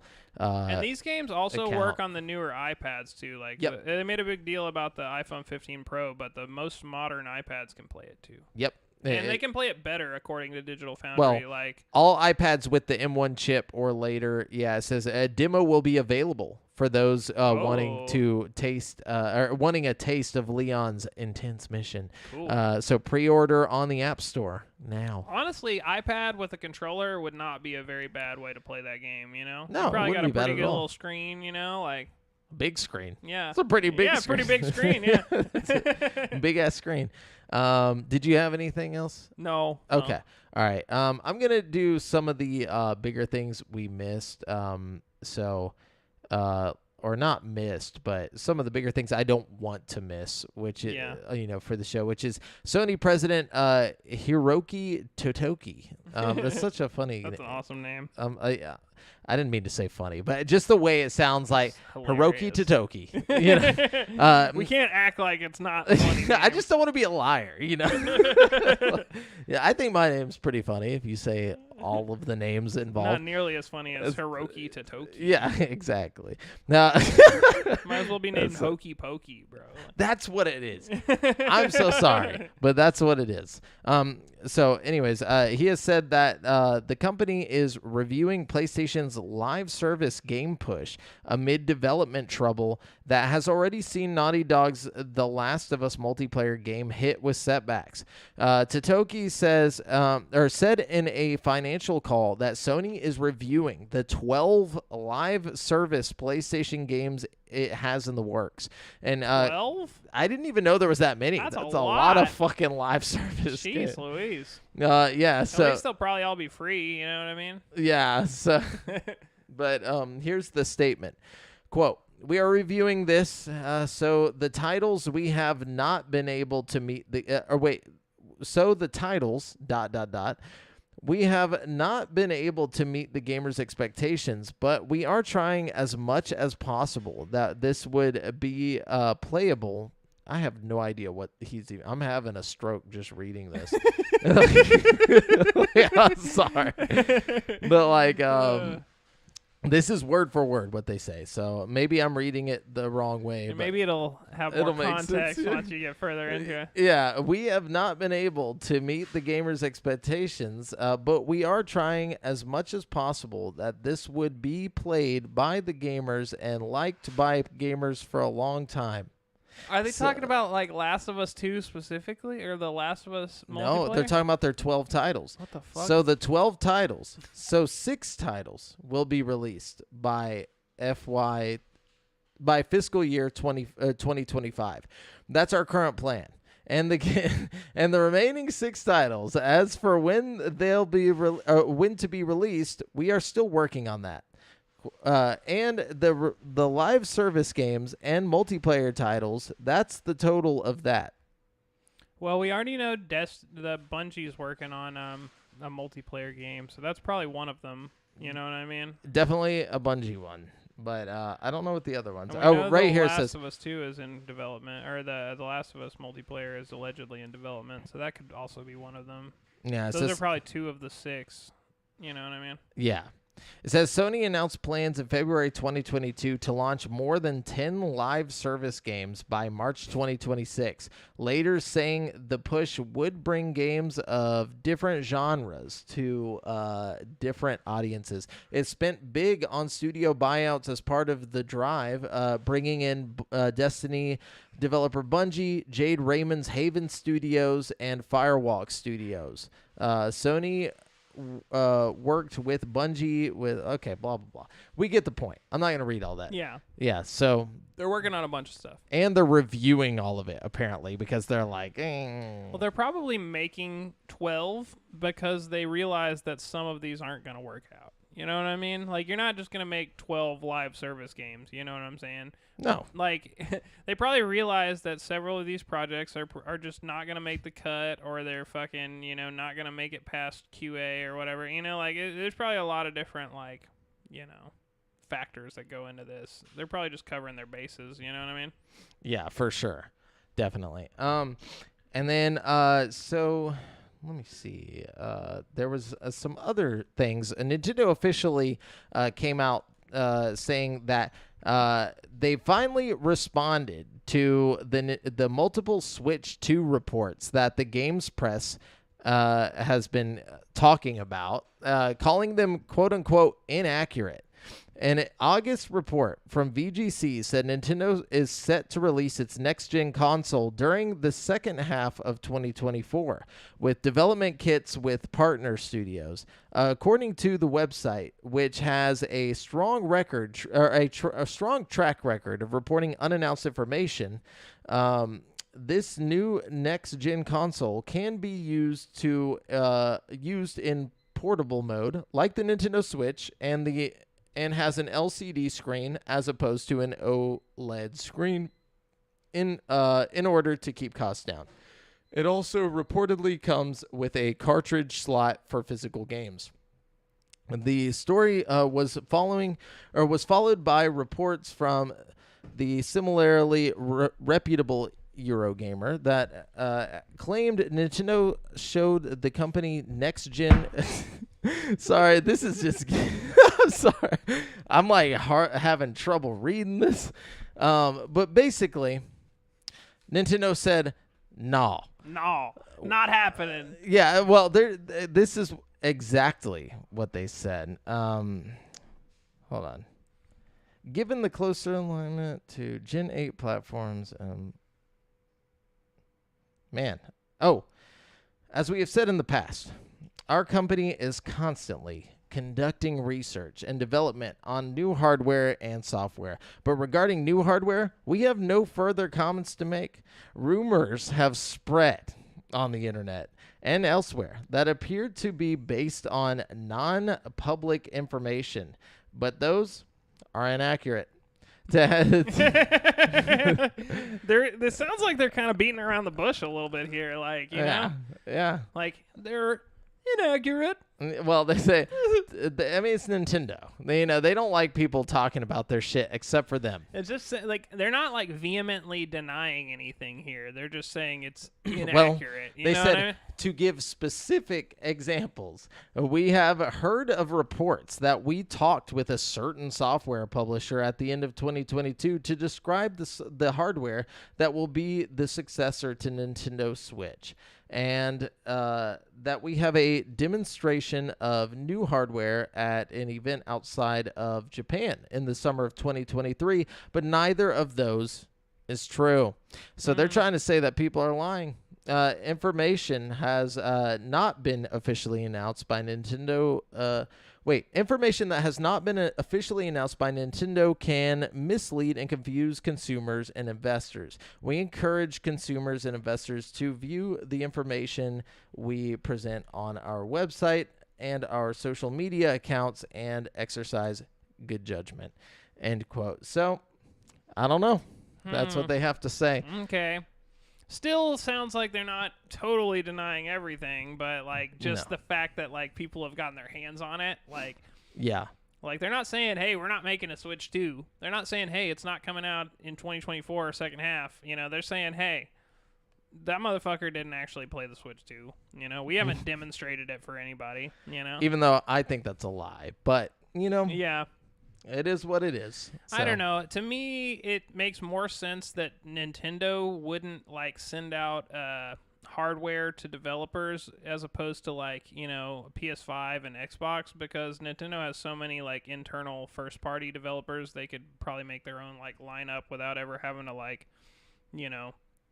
show off their hardware, especially with like proprietary NVIDIA like tech that's supposedly in fucking the new Switch. You know what I mean? Like apparently NVIDIA is working with Switch 2 instead of AMD, which has been the kind of common thing for like the Steam Deck and the Xbox and the PlayStation and stuff.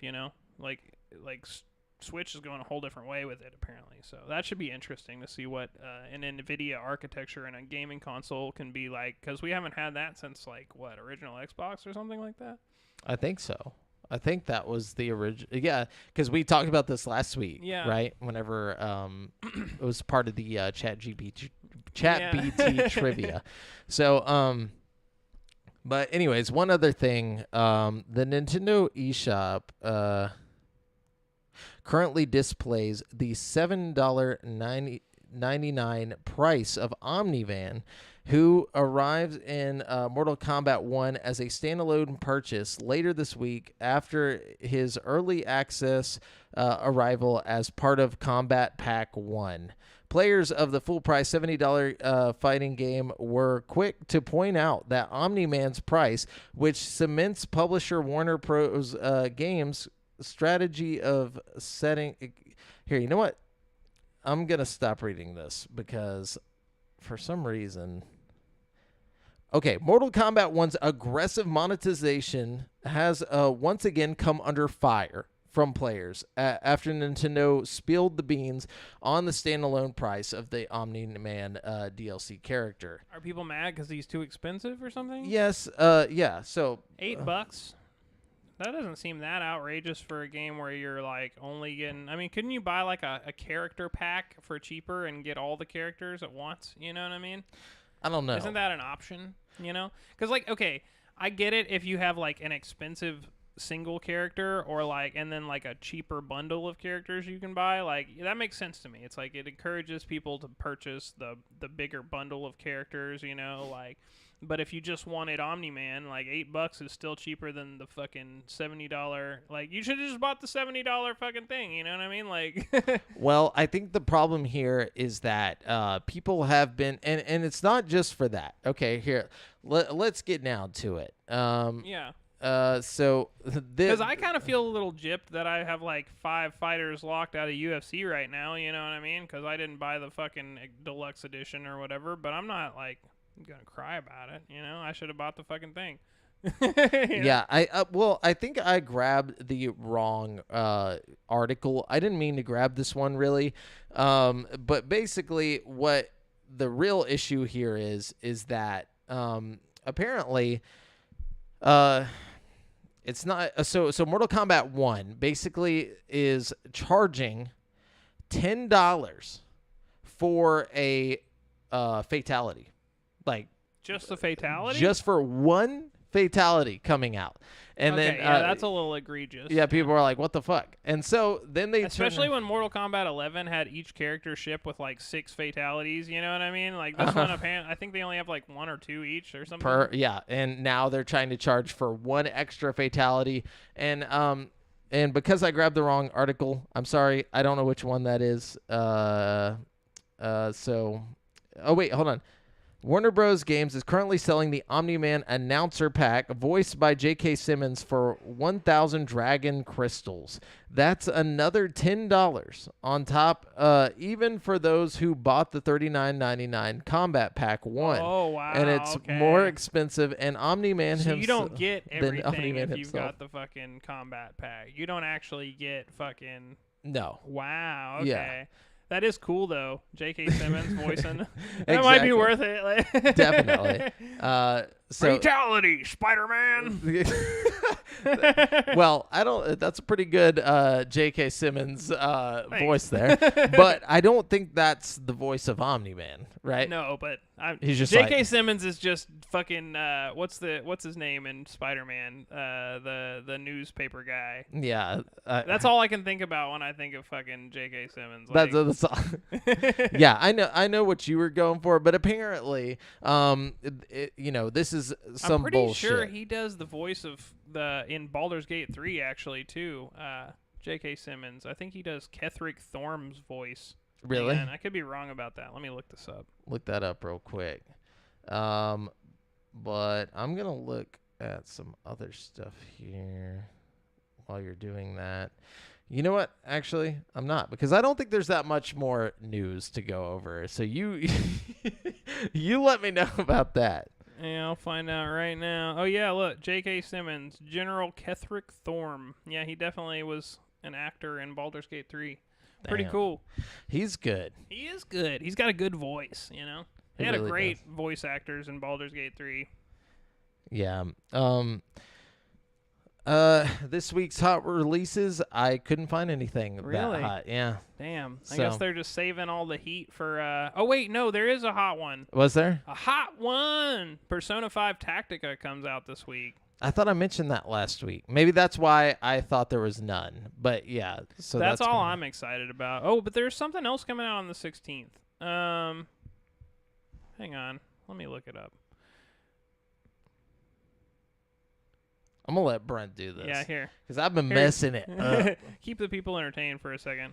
Yeah, so I just want to say that I am very actually, did you see that the Horizon VR game is like one of the That is infuriating, dude. Like, and it actually won on one of the fucking other game shows that's already happened.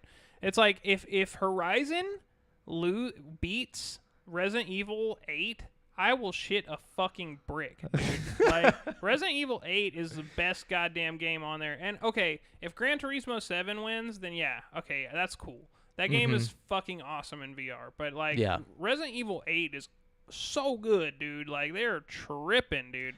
Yeah, that right there, I think will prove my point.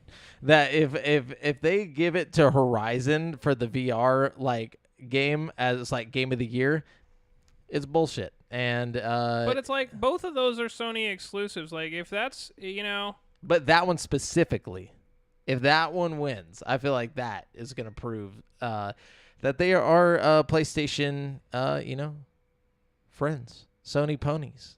Whatever. Oh yeah, okay. We got some good ones coming out this week. Okay, hold up. Okay. So, we got Hogwarts Legacy coming to Switch on the 14th. Wait, that's this week? Okay, yeah. I'm sorry. I fucked everything up. I think I read it wrong. No, you're good. Okay, go ahead. And we got Super Mario RPG coming on the 17th. What the fuck is wrong with me? And then because I'm getting that. That's no, me too. That's a must buy. I own that already, technically, because of my sister. Shout out Jamila. Hey, she bought that for me. And then on the same day, two tactical ass games that I need. Persona 5 Tactica is coming out November 17th. So 17th should be a really good day for video games. And then if you're a Switch owner and you've been looking forward to playing Hogwarts Legacy, something to look forward to there too. Nice. Next month is going to be crazy too, man. Whew. Yeah, next Maybe month. not crazy, but not crazy, but we got Avatar coming out. Anyways, yeah. Okay. Well, Brent, since you gave us the stuff, can you wrap it up with the Chat GP trivia? I can. Let's see. Let me figure out. I'm always excited about Chat GP trivia. That's kind of like my favorite little segment that we do now. What should we do our trivia like?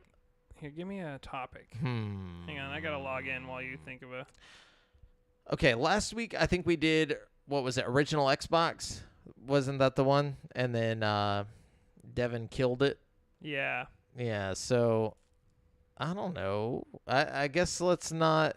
Actually, you know what? Fuck it. Let's do GameCube. Oh, okay. Give me 5 difficult trivia questions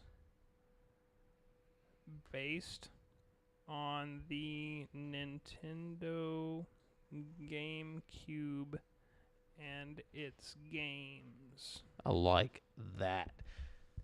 Also, wait, you can't give me the answers. If you don't tell it to give you the answers, it'll just give you a bunch of questions with no fucking answers. I feel like it's gonna fuck up with all this, but I'm excited. So actually, I found that the more like detailed specific? I make it, the less it fucks up. Weirdly enough, that's really surprising. Yeah, like the more you give it to work with, the better it does. All right. Shout out Chat B-Tree. B-Tree-fee. Shout out Chat BT. All right. Question number 1. In the game Eternal Darkness, Sanity's Requiem, what is the maximum number of playable characters, and can you name them all? Fuck. How? Oh, wait. This isn't a... I don't know. It doesn't tell me if you can name them all in the answer, to be honest with you. So I don't know the answer to that part, but I think there's 5. There's 12. Dude, I've never played. Me that either, game to be fully, honest with you. So I've honestly never even heard of it. So I mean, like, I've literally never heard of that game. And it's a fun game. I gotta check it out. But yeah, there's 12 playable characters allegedly. And I didn't mean to say I haven't played it. I haven't played it all the way. Yeah, that's what I meant. I've but never even heard of it, to be fun. honest. Is it like a Silent Hill type game or something? Like, no, because that's what I'm imagining whenever I hear Eternal Darkness. I'm like, okay, this has got to be some sort of like Resident Evil old school game or something. You know what I mean? Yeah, Eternal Darkness was like the first game to bring in that whole mechanic of being scared and like kind of losing. Oh, like amnesia or yes, something? Okay, yeah. cool. It's pretty cool. Was it okay? Was it like a straight horror game? Like, no, it's horror mixed with like narrative, like a focus on like just like storytelling. This kind of sounds right up my alley, dude. It's definitely up your alley. Look it up because you have your Steam Deck, Yeah. so you can just and get it. GameCube is the easiest one to emulate, dude. Dolphin yeah. is so fucking well developed, and like almost every game works really well with it. So, anyways, moving on to question number 2. Which Nintendo GameCube game features a protagonist named Sissel and involves solving puzzles by manipulating time? Cecil? Cecil, I guess, yeah. It's Sissel. Oh, maybe it is Cecil. I honestly have no idea. It says it's Ghost Trick, Phantom Detective. I've fuck never is heard of that that, one. dude? Sorry, I might have made these a little too hard. We can. Yeah. Okay, question number 3. This one you might know this one. Okay. Question number 3. In The Legend of Zelda: The Wind Waker, what is the name of Link's boat companion, and what role does it play in the game? I know it's a dragon. Yeah, but what's its name?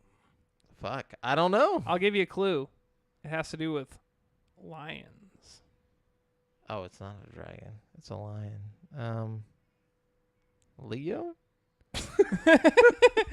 He is called the King of the Red Lions. Fuck no, I don't. I would have never won that, or I got that. But It's okay. It's okay.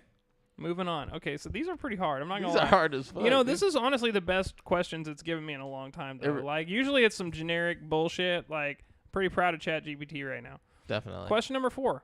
What is the significance of the title Baton Kaitos, Eternal Wings and the Lost Ocean in relation to the game's storyline?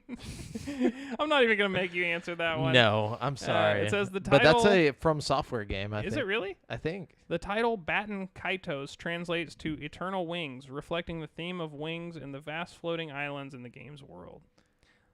All right, and the last question. In the game Metroid... Oh, it's Monolith Studios. I'm sorry. Oh, it's okay. Still a pretty good studio. Yeah, for sure. In the game Metroid Prime, what is the name of the planet Samus explores? And what is the ultimate goal she seeks there?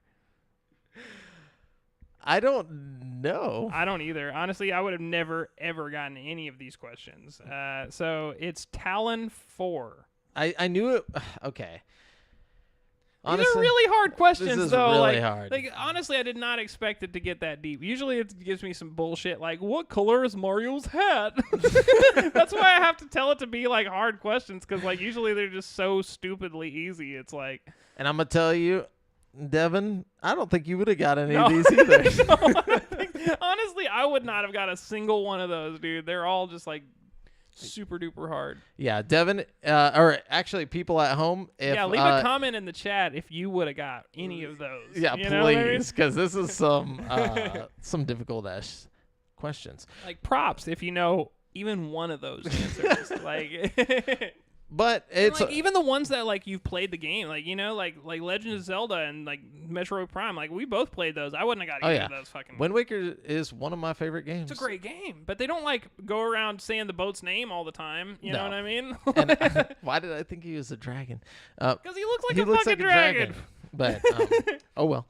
Anyways, well, remember, guys, you've been listening to GameSpeak Podcast, courtesy of GameSpeak Podcast.